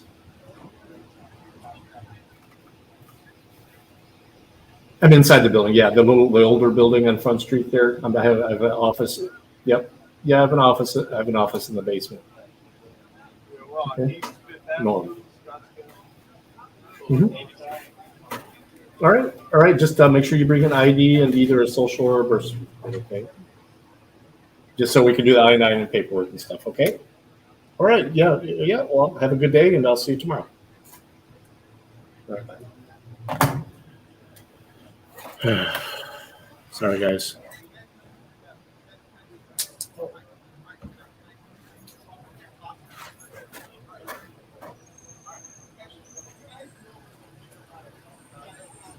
Oh, bike tops. Howdy, guys. It's not that serious.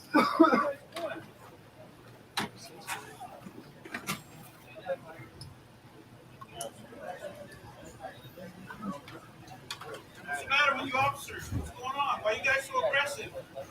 Chill the fuck out. Man, you were rushing over here. Hey, look. Just make you guys feel more comfortable. I'm not on. Cameras. Large crowd with cameras. What's your name, badge number? Also wants to do this.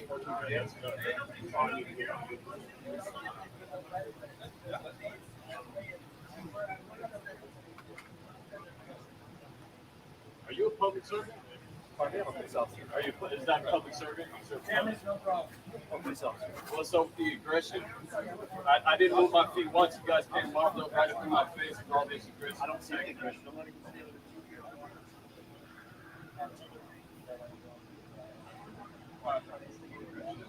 Why am I instigating? I haven't moved my feet once. You guys can't put bicycles all within those goods. All right. After this, I'm probably going to kill it, guys. I've got some other paperwork I got to do. See, they have to establish a physical barrier because they don't technically have any authority to tell us what to do, unless there's a physical. True. We can maintain a scene. That is entirely true. There's This is no a public distance- there's easement. no We're not ruling on obstructing you. business. We're on public Obstructing property. physical No act. one said you're obstructing. He said we're obstructing. Hey, you know we're the freest as Americans doing what we're doing right now on public 100%. property, I right? 100% agree with that. Okay. I'm just That's why letting no you one's guys trying know. to stop We're you not guys trying to cause a problem. No, and that's why We I'm just talking. wanted to record what was going on. There's no need for you guys to be here. Like This is I'm funny. I'm not Huge saying waste you guys of resources. It'd be different if you walked out and said, hey, what's up, guys? You guys. And they almost got Mesa beat. I'll be right back. Let me see how much time's left on this video. I got to talk to the guy upstairs real quick. Be right back, guys. We'll talk louder. Well, if I talk A louder, conversation is a back and forth. It's not a one-sided you thing. don't want to have a conversation. Okay, well, you can speak like a man. I'm not. You know what I mean? Well, You can keep talking. You don't have to stop. Come on, sir. because you keep trying to talk over me, trying to have a conversation. I don't try to do anything. You just I'm had just conversations back and forth that you're not letting me have that my side of the conversation.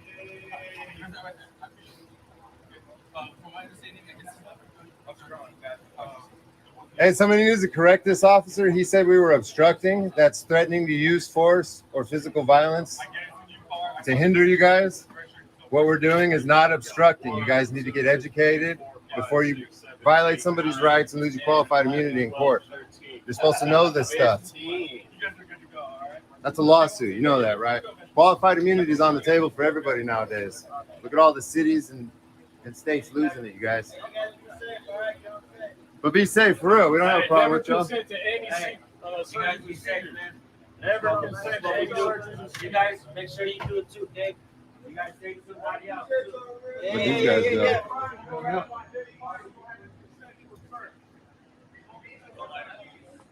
Don't forget your lighter,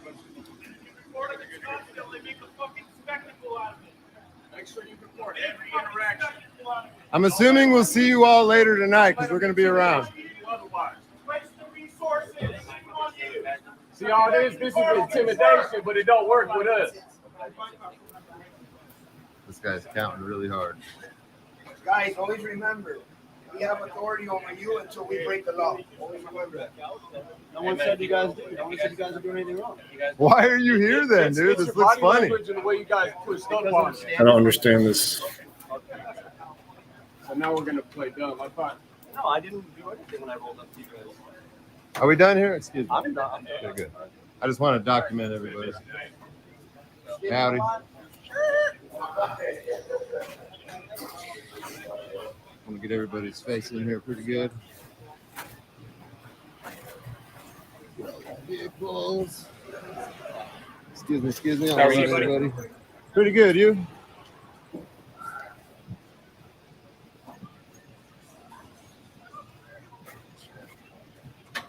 Oh, that's cool. You just have to verify your phone number, I think, or email. You have enough subs. You guys are gonna be on DirectD. This is Christopher Rush. Rough. Mm. Hey, 21 officers, buddy. Hey, you guys are gonna be on DirectD. Check yourselves out later. You too. You guys have a good night, okay? Huge ways You to too. resources. I gotta go over here and document these undercover vehicles. Excuse me, don't run me over. Yeah, I'm waiting.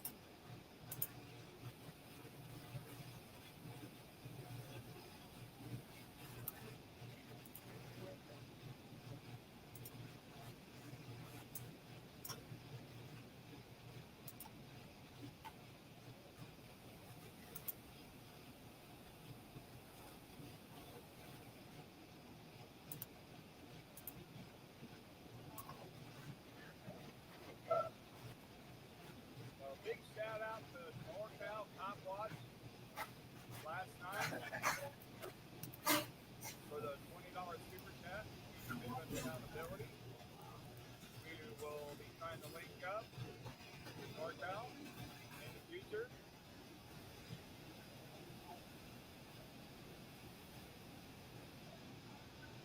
200 acres are done. Hell yeah.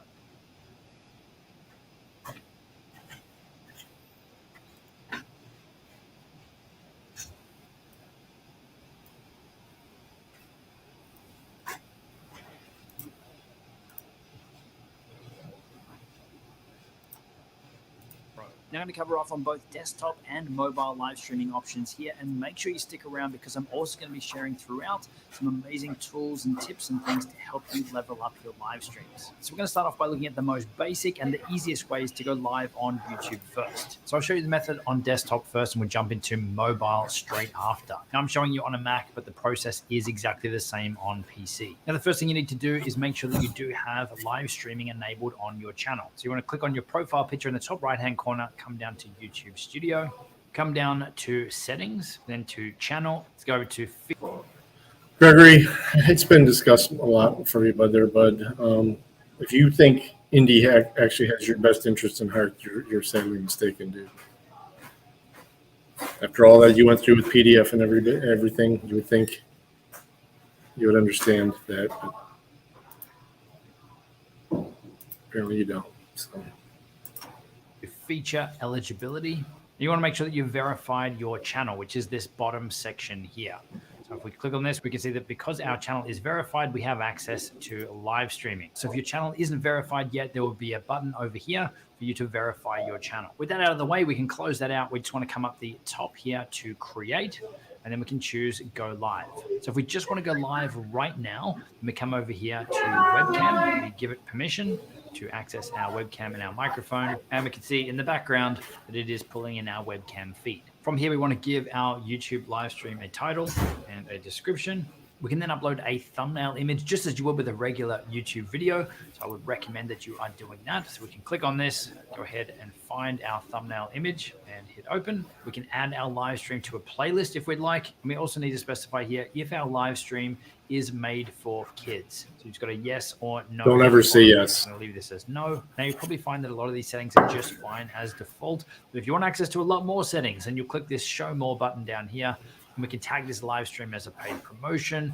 We can have automatic chapter markers added, automatic placement. It's a lot easier on mobile. The video as well, along with tags, languages, and a lot of the other settings that you would have for a regular YouTube video too. Again, a lot of these as their default settings are going to be fine. From here, you want to click next. That's going to take us across here to monetization. So if you are part of the YouTube Partner Program and you can monetize your content, you can turn that on or off in here too. I'm going to leave this one as off. The next one over is customization. In here, we can turn on and off live chat, access to the live chat replay. We can control who can actually send messages while you're live, anyone or just your subscribers. We can also set a delay on how long people need to wait between adding comments to your live stream too. And if we come across and go next again, then this is our visibility. So whether our live stream here is going to be a private one, unlisted, members only if you're running YouTube channel memberships, or if it's going to be public for everyone on your channel to see. So for most people, I'd imagine you want to set your live streams here to public, but for the purposes of this video here, I'm going to set this one to private. And we can also schedule our live stream here too. So it's going to default to the current date and time as if you want to go live right now. But if you do want to schedule this for a time in the future, then you can pick the day and time and lock it in that way. I'm just going to go ahead and click on done. That's going to create our private live stream in this case. And this is now where we can preview our stream. So if we want to make changes to any of those settings that we just applied, we can hit on edit. And it's going to take us back to all of those options. We can change out the thumbnail here as well, but we can also see how many viewers are currently watching or are waiting to watch your live stream when you start it. How many likes you've got, and if there's been any revenue from super chats or super stickers in your stream already. So from here, you want to choose your webcam. I'm going to go ahead and drop the link to this. I'm not going to watch this whole fucking video. You can choose the microphone, which I would choose the C920. All right, I'm going to kill it. I'm almost 3 hours here. Yeah, shit, I gotta get done.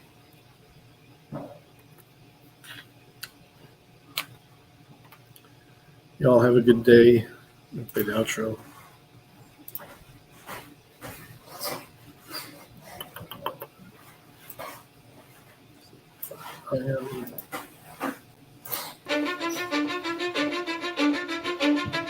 Cause I don't give a fuck what you say.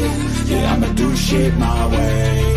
So you can go kick rocks, I'ma stack bricks up, build what I want to make. Yo, I got a lot of shit to say, so I'ma do this every day. I'll be writing things until I'm fucking buried in my grave. 6 feet deep under, but my body won't decay. Cause my messages are timeless, so they'll put them on display. Oh yeah, I rap with a certainty, I have a sense of urgency. A message for eternity, for everyone internally. I had some people burning me, but now they fucking learn to see I ain't the one to fuck with. Now they looking nervously, and I don't really care what you think of me, respect. Fine. I gotta bring it up though because it's not an audio I have in the background. All right, share.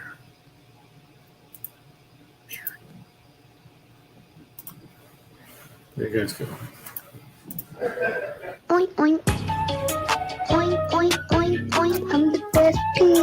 Oink oink oink oink. Best piggy in the town. Oink oink oink oink. Piggy piggy. Oink oink oink oink. I'm a pig. Oink oink oink oink. I'm the best piggy.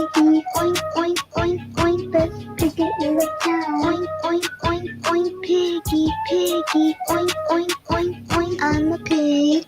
Can I get piggies in the chat? Piggies in the chat. I'm the best piggy in the chat. Can I get some oink oink oink?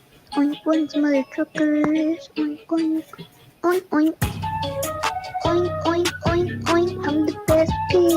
Oink oink oink oink. Best piggy in the town. Oink oink oink oink. Piggy piggy. Oink oink oink oink. I'm a pig. Oink oink oink oink. I'm the best piggy. Oink oink oink oink. Best piggy in the town. Oink oink oink oink. Piggy piggy. Oink oink oink oink. I'm a pig.